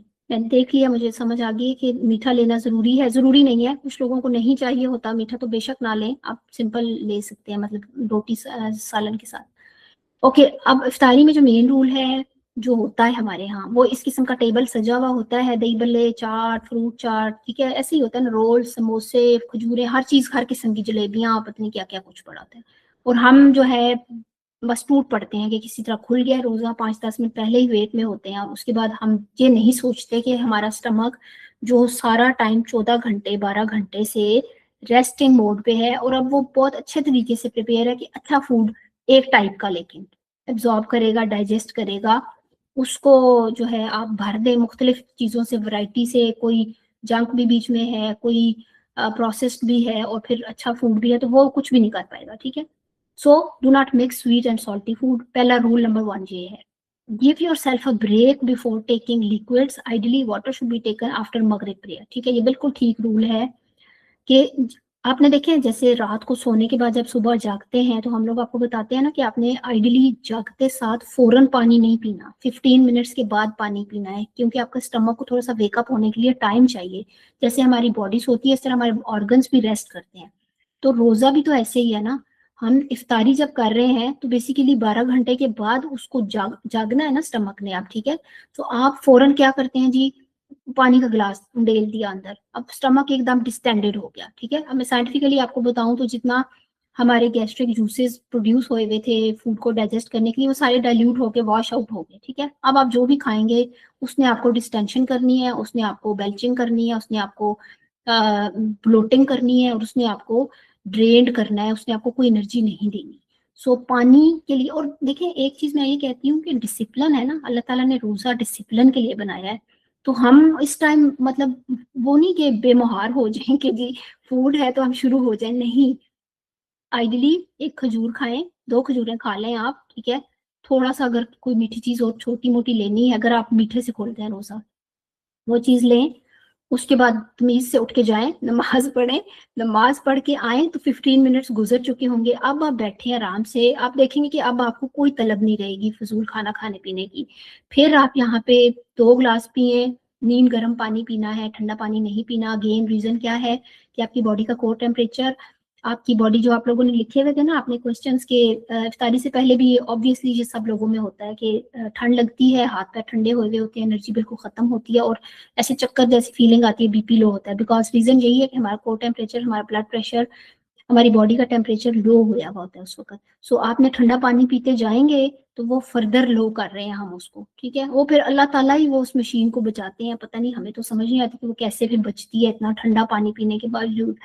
एनीवेज, नमाज पढ़ के आए, आपने पानी पिया, ठीक है, यहाँ पे आइडली वार्म वाटर 2 गिलास पी सकते हैं। उसके बाद आप फ्रूट चाट लेनी है लें, थोड़ी सी चाय पिए, और डिनर को स्किप नहीं करना। अच्छा, सॉल्टी आप पकोड़े किधर जाएंगे उसकी बात करते हैं जी, नेक्स्ट स्लाइड। बिकॉज पकोड़े तो आपको पता है कि लाजम मलजूम है। कभी कभी तो ऐसे लगता है कि रमजान में, रमजान के रोजे फर्ज करने के साथ ये आयत भी आ जानी चाहिए थी, स्पेशली हमारे लिए, कि जी तुम लोगों पे रमजान के पकोड़े फर्ज किए गए हैं, तो इसलिए ओके।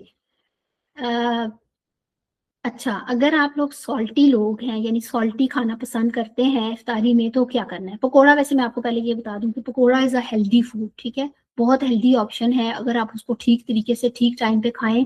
हम अपने पेशेंट्स को स्पेशली देते हैं पकोड़ा खाने के लिए, बट कैसे होगा। एक तो पकोड़ा वेजिटेबल्स का होगा, और वो सरसों के तेल में फ्राइड होगा, और घर का बना हुआ होगा, बेटर है। बाजार वाला हमें नहीं पता कि उन्होंने किस तरह क्या क्या डाला और किस ऑयल में फ्राई किया।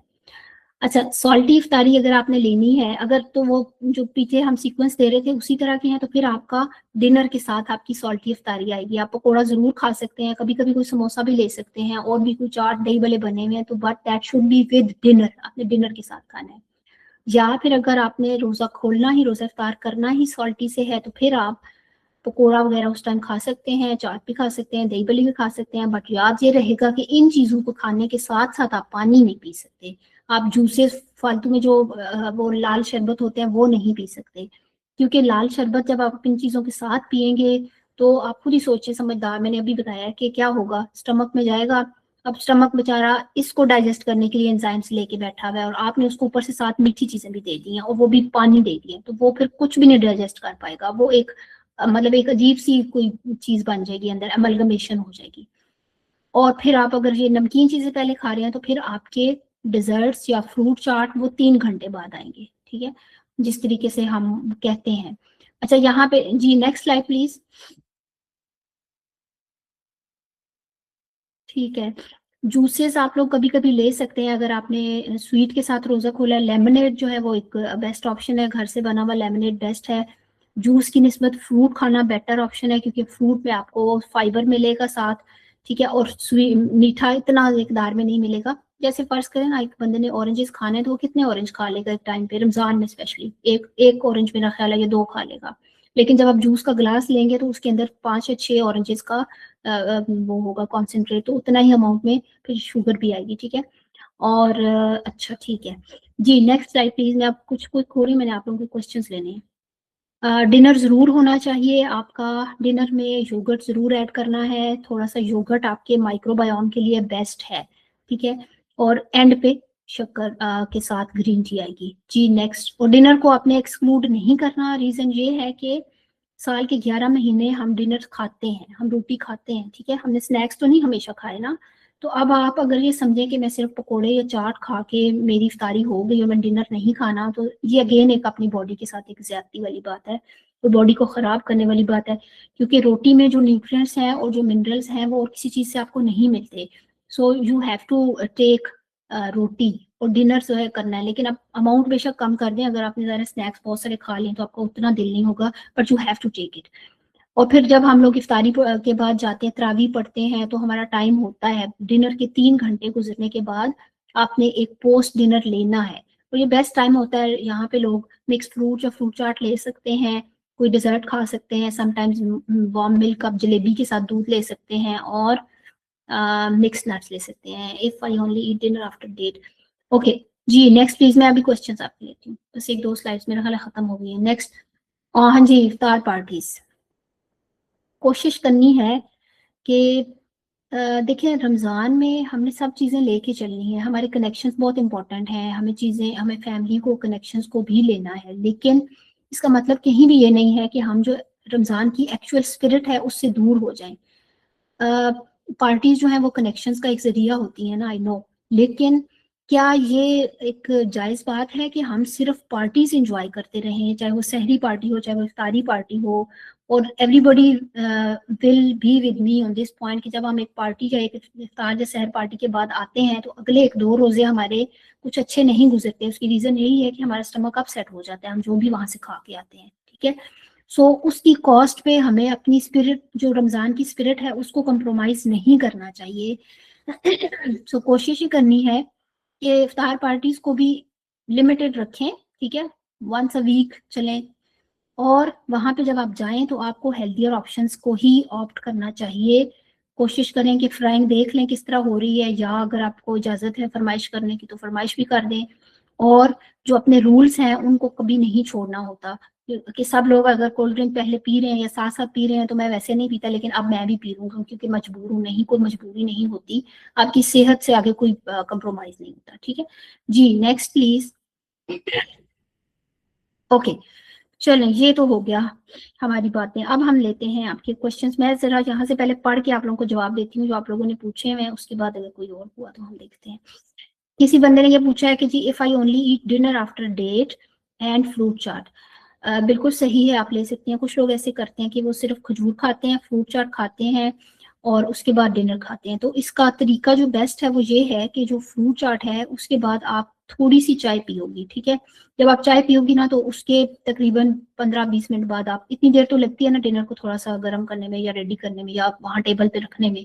उस चाय का फायदा ये होगा कि एक तो वो आपको जो बॉडी का कोर टेम्परेचर है उसको बेस्ट कर देगी, आपको जो ड्रेन और एनर्जी लेस फीलिंग होती है खोलने के बाद रोजा, वो नहीं होगी। और दूसरा ये कि वो आपके फ्रूट चाट को डाइजेस्ट करने में बहुत ज्यादा बेटर है इस टाइम पे चाय लेनी, ठीक है। ब्राउन टी होगी विद वेरी लिटिल मिल्क, उसके बाद आप डिनर करें और फिर पोस्ट डिनर स्नैक लाजमी करें। ओके, ये किसने लिखा है जी, this is very difficult इफ्तारी।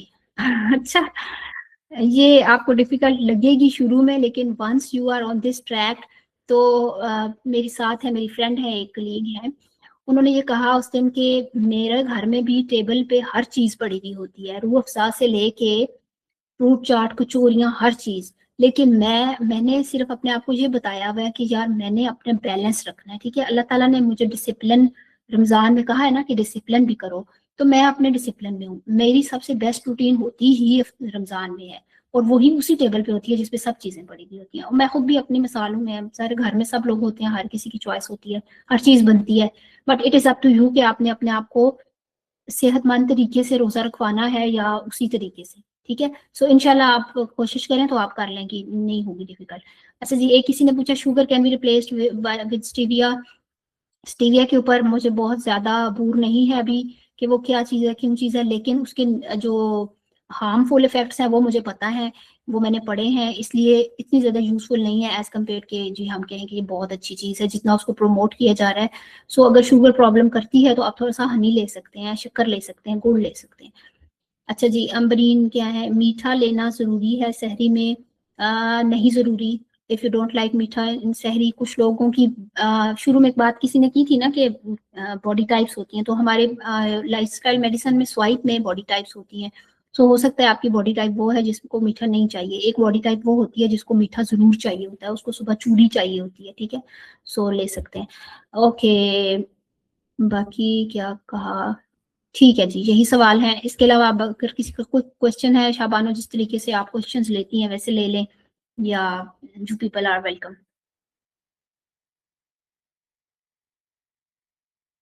Ji, thank you so much doctor Saima, बड़ा मजा आया। एक क्विक रिव्यू सेशन मेरे लिए तो हो गया, और आई होप बाकी लोगों को भी मजा आया होगा। एंड आप लोग जब इसको इम्प्लीमेंट करेंगे अपनी लाइफ में, अपने अभी तो आप लोगों ने चीजें सुनी है, इंशाल्लाह आपको रिकॉर्डिंग भी जल्द मिल जाएगी। I would highly highly recommend कि आप लोग इसको फॉलो करें। जब आप फॉलो करते हैं ना, लाइक मैं थोड़ा सा इसमें जस्ट ऐड इन करूँ इससे पहले कि आप लोगों के क्वेश्चंस लें, कि हमारे घर में ना एक तरह के जैसे हर घर में होता है, हर किसी की अपनी चॉइसेस होती हैं, हर कोई अपने हिसाब से शादी करता है, हम सारे बैठते हैं टेबल पे एवरीथिंग। तो हम लोग, me and my husband, majorly हम लोगों का ना एक आराम आराम से बहुत स्लो पहले हम कुछ खा रहे हैं, फिर थोड़ी देर ब्रेक है, फिर नमाज के लिए जा रहे हैं, फिर पानी पी रहे हैं, फिर आहिस्ता बड़ा स्लो स्लो स्लो हमारी इफ्तारी जाती है। हमारी इफ्तारी अभी कंटिन्यू ही हो रही होती है, दूसरे आराम से खाना खा के फटाफट खत्म खत्म करके ठा ठा करके चले भी जाते हैं। हम लोग वहीं पे बैठे होते हैं, स्लो स्लो स्लो स्लो, अभी थोड़ी देर ये किया, फिर ये किया। तो आई थिंक रमजान का मुझे मजा इसमें ये आता है कि हमारी बॉडी रीसेट हो रही है। ठीक है, हम लोग अभी एक समझे जैसे रीस्टार्ट होता है ना, रीस्केड्यूल वो इंस्टॉल अपने करते हैं, सॉफ्टवेयर अपडेट कर रहे होते हैं, हमारी बॉडी आप समझे उस मोड में जा रही होती है। जिंदगी में हम लोग हर रोज 11 महीने जो है बहुत फास्ट फास्ट फास्ट फास्ट चल रहे होते हैं, जल्दी चीजें कर रहे होते हैं। आई थिंक ये जो तरीका है जो डॉक्टर गुप्ता ने डेवलप किया है स्वाइप के अंदर, जो हमने सीखा है लाइफस्टाइल मेडिसिन में, उसमें ये है कि हम अपनी बॉडी के साथ अलाइन होके उससे बड़ा प्यार कर करके स्लोली स्लोली उसके कोर बॉडी टेम्परेचर को हाई लेके जाते हैं, फिर उसके माइक्रोबायोम को लेके जाते हैं, फिर उसको टमी फुल ब्रेकफास्ट देते हैं। तो अगर आप इसको दो अंदाज में सीख सकते हैं, डिफिकल्ट नो डाउट है कि जो हमारी आदतें बनी हुई है, वॉक करना, कोई अच्छी चीज करना, आज के जमाने में टाइम पे सोना, सब डिफिकल्ट है बिकॉज ये नॉर्मल नहीं है। ठीक है, लेकिन आप अगर इसको इस अंदाज से देखें कि ये आप अपनी बॉडी के साथ मोहब्बत का इजहार कर रहे हैं, आप ये एक्ट ऑफ वर्शिप कर रहे हैं, अल्लाह की जो दी गई अमानत है उसको you being grateful for it, और उसको अच्छी तरह से रीसेट करें ताकि अगले आने वाले 11 महीने आपके अच्छे चलें। तो वो फिर आपको माइंडसेट जब चेंज होता है ना, तो फिर आपको मजा आने लग जाता है। लेकिन उसके लिए आपको एक्सपीरियंस करना पड़ेगा इसको, और तभी चीजें होंगी। अब हमारे पास कुछ हैंड रेज्ड हैं, हमारे पास आमना हक का हैंड रेज्ड है, हमारे पास सैयदा हुसैनी का हैंड रेज्ड है। So I think Syeda Husaini का पहले हैंड रेज था, प्लीज आप क्वेश्चन कीजिएगा। और भी किसी के हैंड रेज्ड हैं तो you can raise you know, इसके बाद आप कर सकते हैं इफ यू हैव अस्सलाम क्वेश्चंस। वालेकुम। वासलाम जी। जी, मुझे पूछना था कि जैसे सहरी में उन्होंने कहा कि हमें चाय या कॉफ़ी पहले पीनी है। जनरली हमने सुना है कि चाय कॉफ़ी खाने से पहले पीने का नुकसान होता है, और जब हम खाना खा लें तो उसके बाद चाय कॉफ़ी लें। लेकिन इसमें थोड़ा ऑपोज़िट है, तो उसपे मुझे थोड़ी-सी कन्फ्यूज़न है। और जी दूसरे मीठा क्या लेना, जैसे वो पहले भी उन्होंने पूछा कि मीठा लेना क्या पहले लेना ज़रूरी है, या फिर हम वो भी खाने के बाद भी ले सकते हैं मीठा? ओके, मैं आपको एक्सप्लेन करती हूँ। ऐसा है कि जो मीठा है ना, सबसे पहले मैं उसकी बात कर रही थी, वो जनरली भी रूल है। ये हम लोगों की रॉन्ग प्रैक्टिस है कि हमें मीठा खाने के बाद ही लेना होता है। और कुछ लोग इसको सुन्नत के साथ बहुत रिलेट करते हैं कि हमारे हुजूर पाक सल्लल्लाहु अलैहि वसल्लम ने कहा कि जी खाने के बाद मीठा खाना है। इस पे हम लोगों ने रिसर्च की, हमने देखा। और जो मदीना शरीफ के उलमाए कराम थे, उनसे स्पेशली जो रिसर्च स्कॉलर्स थे, उनसे डॉक्टर गुफ्ता फिरोज ने खुद रिसर्च की है। तो ये पता चला कि जो हदीस है या जो वो सुन्नत बताते हैं वो ये है कि खाने के बाद मीठा सिर्फ अगर खाना है तो खजूर के बराबर खाओ। हम लोग तो खजूर के बराबर मीठा कभी नहीं खाते ना, हम तो फिर पूरा बाउल भर के खीर का खाते हैं या वट एवर।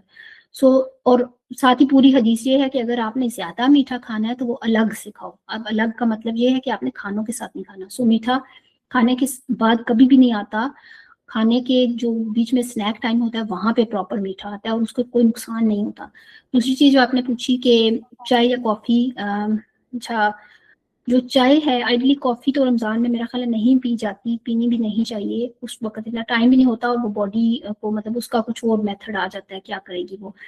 चाय जो है अगर पीनी है तो खाने से पहले ही होती है चाय हमेशा। अगर खानों के साथ आप चाय पियेंगे तो उसका जो नुकसान है वो मैं आपको साइंटिफिकली बीइंग अ डॉक्टर बता देती हूँ कि आपके फूड में जितने भी न्यूट्रिएंट्स गए, specially iron, folic acid, calcium, ठीक है, ये सब चीजें डाइजेस्ट नहीं होंगी, एब्जॉर्ब नहीं होंगी। वो जिस तरीके से आपने कहा, आप बहुत खुशी से खा रहे हैं कि जी मैंने तो आज पालक खाई है जिसमें बहुत आयरन मुझे मिलेगा, और साथ आपने चाय पी ली, तो वो जितना आयरन आपने पालक के अंदर खाया ना वो सारा के सारा आपकी बॉडी से बाहर निकल जाएगा, ठीक है। वो डाइजेस्ट हो ही नहीं सकेगा जब चाय है, बिकॉज चाय ने कुछ और तरीके से काम करना है।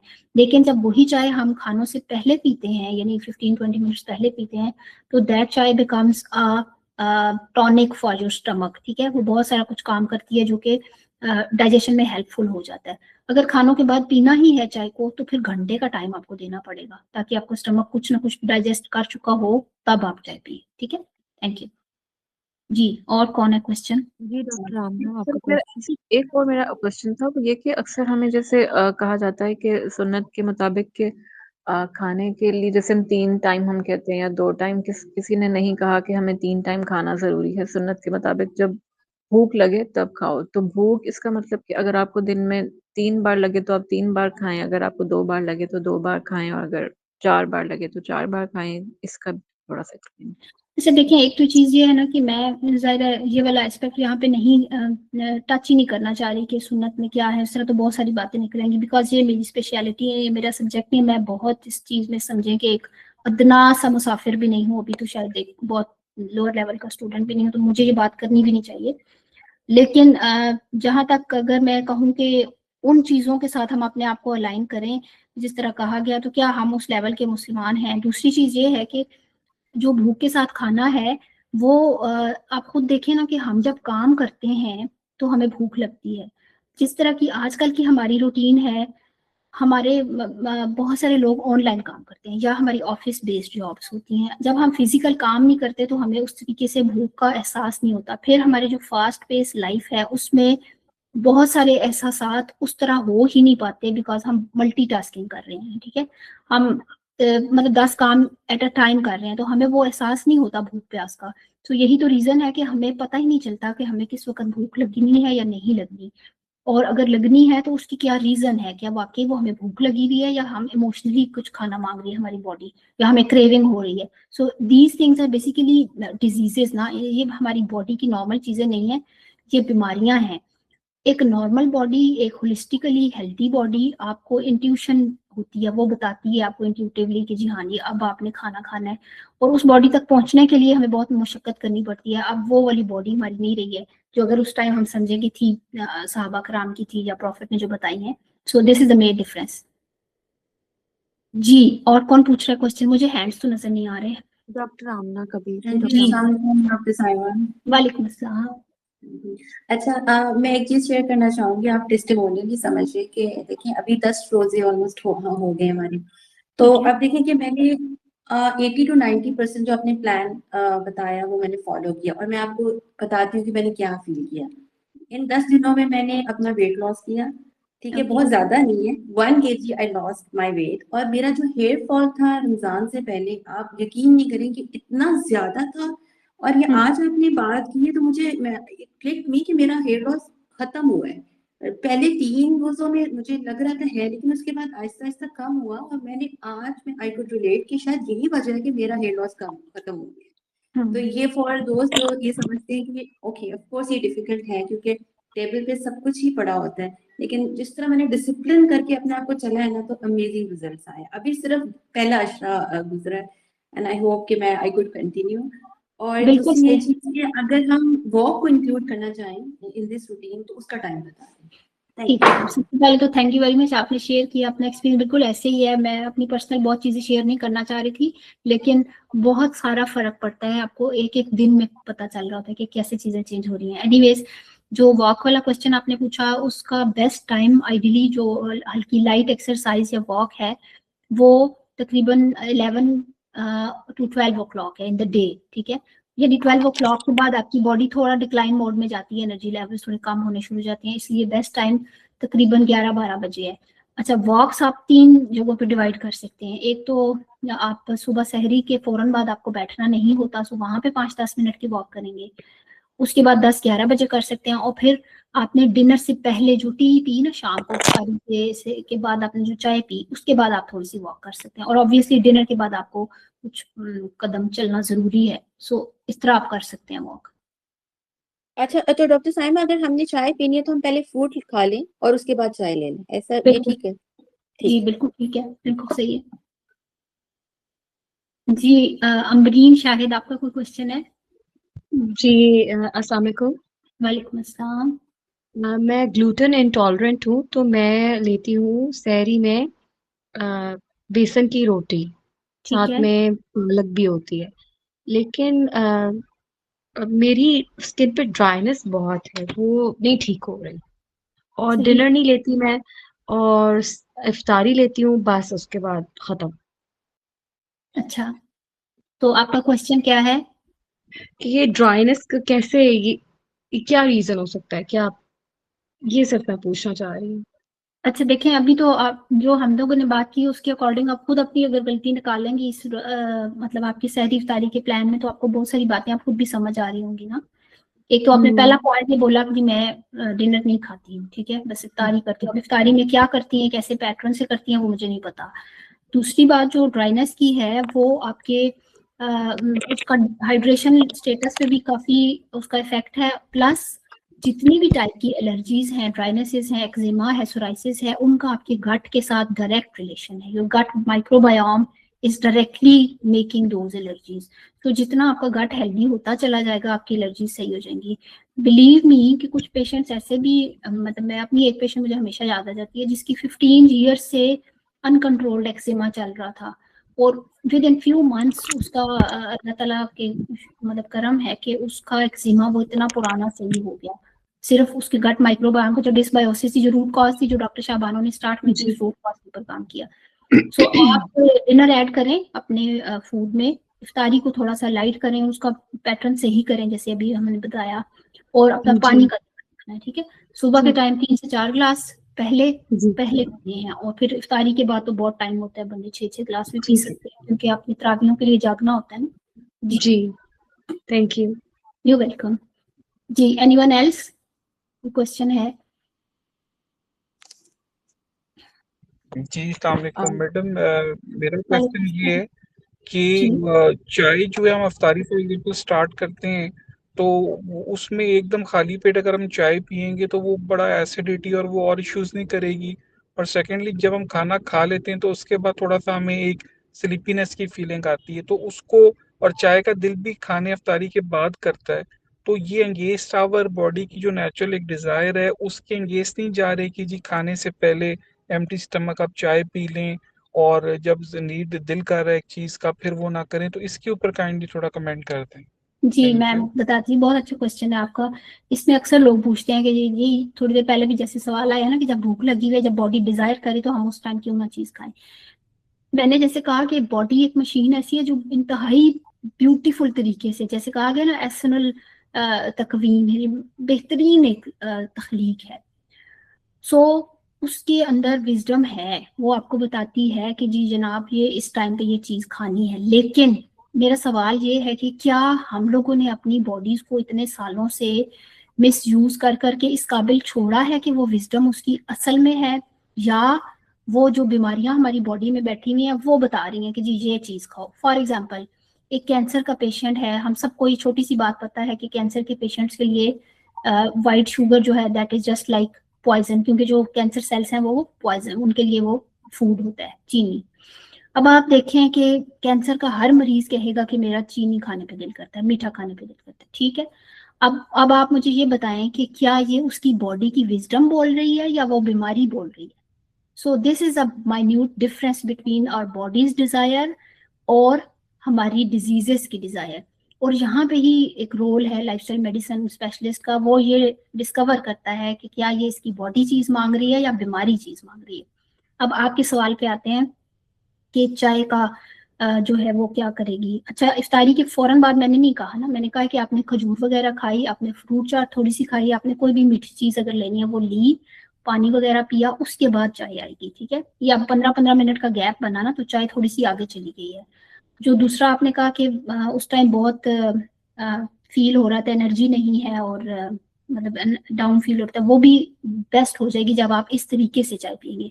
और डॉक्टर शाहबानो ने जैसे कहा ना कि आपने अपने आप को थोड़ा टाइम देना होता है, मतलब खजूर को फील करके खाना है बजाय इसके कि बस जल्दी जल्दी बस किसी तरीके से स्टमक को भरना है, नहीं, हमें बैलेंस करना है ना। आप अपने आप को रोक रोक के खाना है कि जनाब ठीक है, खजूर खाई, एक खजूर खा ली, और कोई दिल कर रहा है खा ली, उसके बाद गए फ्रूट चाट ली, थोड़ी सी नमाज पढ़ी, ध्यान से फिर आए, पानी पिया। अब देखिए, अब ये आराम आराम से मैं बोल भी इसलिए रही हूँ कि यूं हमने आराम से जब करना है तो हमारे पास 15-20 मिनट बल्कि हाफ एन आवर हो जाएगा चाय तक पहुंचते हुए। दूसरी बात ये कि जिस जो चाय हम लोग बताते हैं वो खाली पेट पीने से कभी भी आपको बर्निंग नहीं होती। खाना खाने के बाद वाली जो चाय की क्रेविंग है दैट इज बेसिकली अ बीमारी, वो एक हेल्दी बॉडी नहीं मांगती, ठीक है। So I hope I answer your question. आप इस तरह करके इधर देखें, आपको थोड़ा सा रिपोर्ट डॉक्टर बताएंगे कि साहब आपकी इधर बॉडी अभी। जी जी डॉक्टर साहब मैं इधर बस मैं एक चीज ऐड करना चाहूंगी कि जो चाय की बात हो रही है, ये दूध पत्ती चाय की बात नहीं हो रही। ये हम्म आपकी बॉडी टाइप के हिसाब से होगा, या तो आपके लिए ब्लैक टी होगी या ब्राउन टी होगी, या अगर सेफर साइड पे जाएं तो हमारी ब्राउन टी विद शक्कर होगी, जो कि जैसे दम वाली जो चाय होती है, और उसके अंदर 3 से 4 चम्मच जो है दूध जाएगा। हम जैसे बनाते हैं दूध पत्ती, उसको काट काट के मिक्स करके, वो वाली चाय नहीं होगी। दूध पत्ती जो है वो पॉइजन बनाती है। अगर हम उसके ऊपर भी आई थिंक एक सेशन मैंने पूरा डिटेल में किया था। तो जी चाय की जो मैडम, बात हो सॉरी रही टू है। इंटरप्ट। जी जी जी जी, जी। Sure sure. Madam sorry to interrupt, मैं इंक्वायर कर रहा था दूध पत्ती के बारे में। वो दूसरी चाय तो ब्लैक टी, और वो तो इतनी हमारी नहीं ट्रेंड यूज होता। तो ये मेरे लिए बड़ा एस्टोनिशिंग था। वो मैडम शगुफ्ता का भी मैंने सुना प्रोग्राम, उस पे था कि जी दूध पत्ती पॉइजन है, जबकि हम तो ईयर से बचपन से पी रहे हैं और उसको बड़ा स्टेपल हमने बनाया हुआ है, और उसके बगैर तो एक दिन ही इनकम्प्लीट होता है। तो ये उसको सर एकदम बच्चों पॉइजन को, कह देना बड़ा ये सर हमारे लिए ये बड़ा बच्चों शॉकिंग का, और ऑफ कोर्स इट इज। इसमें मैडम की भी, डॉक्टर साइमा भी इस पे अपना रिव्यू भी देंगी। मैंने पीडियाट्रिक्स में भी काफी काम किया हुआ इंडियस हॉस्पिटल में। तो वहां पे मेरे पास पेशेंट्स आते थे, उनके फीडर में दूध पत्ती होती थी। इतना वाइटल ये हमारी जिंदगी का हिस्सा बन चुका है। बट हैविंग सेड दैट, कि अगर कोई चीज हमारे कल्चर में हो या हमारी सोसाइटी में हो, फॉर एग्जांपल आजकल के दौर में पिज्जाज बर्गर्स जो हैं वो भी उसी तरह के स्टेपल फूड हैं जिस तरह से दूध पत्ती है। तो किसी का हमारे किसी चीज का हमारे मुआशरे में राइज हो जाना उस चीज की अफादियत की सनद नहीं होती। उसके लिए हमें रिसर्चेस देखना होती है, या बॉडी के ऊपर इफेक्ट देखना होता है, या मोस्ट इम्पोर्टेंटली पेशेंट्स के ऊपर जो हमारी रिसर्चेस हैं, कि एक पेशेंट वो दूध पत्ती के साथ कैसा था, और दूध पत्ती स्विच करने से उस पेशेंट की हालत कैसी हुई। और अभी सेकंड पॉइंट ये कि जो रैम्पेंट कैंसर, हार्ट अटैक्स और कितनी सारी बीमारियां जो कई सालों पहले हमारी सोसाइटी में नहीं थी, अगर अभी हम देखें तो हमारे बाप दादा उस तरह से, मेरे अपने दादाबू जो है वो हमेशा दम वाली चाय पीते थे। अभी हम लोग दूध पत्ती की तरफ आ गए। तो वो एक उसके ऊपर फिर आई थिंक एक अलग से दोबारा से एक नया सेशन करना पड़ेगा। डॉक्टर साहब आप इस पे कोई कमेंट कर लें, बिकॉज जी। हम 30 मैं मिनट्स क्विकली ओवर बस टाइम हो यही, चुके हैं ऑलरेडी। हाँ मैं क्विकली ये कहना चाह रही हूँ कि ये फर्स्ट टाइम जो भी बात इस तरह की सुनता है दूध पत्ती वाली, that is like obviously shocking for him और हर, के जैसे अभी ये कह रहे हैं टोपी साहब बोल रहे हैं कि ये शॉकिंग लगता है। और हम खुद इसके क्या कहना चाहिए कि मिसालें हैं, ठीक है। मैं अपनी आपको छोटी सी अपनी मिसाल देती हूँ। मुझे जो है मिग्रेन का प्रॉब्लम रहता था, ठीक है। So I got treated everywhere. UK में थी मैं, उन्होंने मेरे सीटी स्कैन किए, हर चीज, एवरीथिंग वाज क्लियर, ठीक है, everything was clear, every test was clear, but no medication was effective on my migraine। कोई भी चीज नहीं थी। रीजन क्या थी कि मैं बचपन से लेके शादी से पहले तक हमारे घर में दम वाली सिंपल चाय बनती थी, शादी के बाद दूध पत्ती मुझे भी बड़ी पसंद आई, मैं भी उस पर आदी हो गई, ठीक है। और मेरा वो मिग्रेन कोई साल चलता, बहुत साल चलता रहा, हर किस्म की मेडिसिन मेरे ऊपर आजमाई जा चुकी थी, लेकिन कुछ भी नहीं था। मतलब अल्टीमेटली ये समझा जाने लगा कि पता नहीं इसको क्या है। फिर सीटी स्कैन तभी होता है जब ब्रेन में कोई इशू सोचा जाए, बहरहाल कुछ नहीं निकला। और जब मैं लाइफस्टाइल मेडिसिन में आई, डॉक्टर शगुफ्ता के पास आई, तो विद इन 1 वीक मेरी रूटीन चेंज हुई और मेरा वो मिग्रेन आहिस्ता आहिस्ता ठीक हो गया। और अल्टीमेटली मेरी कोई मेडिकेशन, हर चीज, मतलब मेरी कोई दवाई नहीं है अब। मैं सिर्फ ये एक छोटी सी चीज मैं आपके साथ शेयर कर रही हूँ कि एक ये बीमारी, ठीक है, इसके अलावा बहुत सारी एंडलेस लिस्ट है बीमारियों की। दूध अगर आपको ऑर्गेनिक मिलता है, आप, मैंने जैसे कहा ना कि आप पोस्ट डिनर स्नैक में दूध जलेबी के साथ भी ले सकते हैं, गर्म दूध वैसे पी सकते हैं चीनी डाल के, लेकिन पत्ती जब उसके साथ बॉयल की जाती है, उस पर रिसर्चेस हम आपके साथ शेयर भी कर सकते हैं अगर आप ग्रुप में हैं तो केमिकल्स हैं बकायदा, ठीक है। वो केमिकल, जो पत्ती का केमिकल है, वो दूध वाले केमिकल के साथ रिएक्शन करता है, और फिर होता यही है कि आपकी बॉडी के जितने भी इंपॉर्टेंट न्यूट्रिएंट्स हैं उनको एक तो डाइजेस्ट नहीं होने देता, और दूसरा वो जो केमिकल बनता है वो बड़ी बड़ी बीमारियां बनाता है। हो सकता है आप बहुत टाइम से पी रहे हैं, अभी तो आपकी बॉडी में कुछ ऐसा ना हो, लेकिन वो, जैसे मैंने बताया ना कि फैट सेल्स के अंदर जाके वो चीजें बैठ जाती हैं, एनिमीज, और वो फिर जब भी बॉडी की इम्यूनिटी कम होती है या कोई इमोशनल अटैक आता है तो वो एनिमीज वहां से निकल के स्ट्रेंथ पकड़ लेते हैं और फिर वो बीमारी सामने नजर आती है। तो क्रॉनिकली वो नुकसान दे रहा है, लेकिन अभी मतलब अल्टीमेटली तो समझ तभी आती है जब कोई बीमारी आ जाती है। तो हमारा काम ये है कि उसको वक्त से पहले रोकें, ठीक है। Very well explained. और आई थिंक इसके साथ हम लोग अपना सेशन वाइंड अप करेंगे। 5 बजे हमने ख़त्म करना था, 5:30 होने वाले हैं, और इधर तो हमारे यहाँ थोड़ी देर में इफ्तार का टाइम भी होने वाला है। Thank you so much doctor Saima, बहुत मेहरबानी, बहुत शुक्रिया। किसी के कोई और क्वेश्चंस रह गए हो आप लोग ग्रुप में प्लीज़ पूछ सकते हैं। आप होप आप सारे doctor Shah sports space group में हैं, एंड वहाँ पे डॉक्टर साइमा भी मौजूद हैं, एंड आपने टाइम निकाला अपनी बिजी रूटीन से। Thank you so very much, it was very enlightening, और आई होप आपको भी मजा आया होगा, और हमें तो बहुत मजा आया है। Thank you so much doctor Saima and everybody, all of you attending, बहुत मेहरबानी। Recording will be shared Thank with you all very of you much for, soon. yeah, inviting me, and it was a pleasure, it was a बहुत खुशी थी मुझे यहाँ पे आके, और मुझे बोल के भी बहुत मजा आया आप सब लोगों के क्वेश्चंस के साथ भी। एंड दुआओं में याद रखिएगा, हम सबको चाहिए कि एक दूसरे के लिए दुआ करें कि अल्लाह ताला हमें होलिस्टिक रमजान और होलिस्टिक बेनिफिट्स लेने की तौफीक दे। आमीन आमीन। हमारी बॉडीज होलिस्टिक और हेल्दी हो, और पूरी दुनिया के अंदर इस वक्त जिस तरह से कशीदगी है, अल्लाह ताला जो है वो जो है कि पॉजिटिव वाइब्स है ना, हम पॉजिटिव ताकतें, पॉजिटिव एनर्जीज हम स्प्रेड कर रहे हैं। अभी हम रोजे में बैठ के अपनी सेहत के बारे में बात कर रहे हैं, तो अल्लाह ताला ये जो हमारी वाइब्रेशनल फ्रीक्वेंसी है, ये may be evolving all around the world, और सारे हमारे खत्ते में बिलखसूस जो है वो अमन सलामती हो, और हम जो है बहुत हैप्पी होलिस्टिक रमजान देखें इंशाल्लाह ताला। बहुत शुक्रिया, thank you so much for joining. Recording group में शेयर हो जाएगी आप सबके साथ। ओके जी, खुदा हाफिज, दुआ में याद रखिएगा।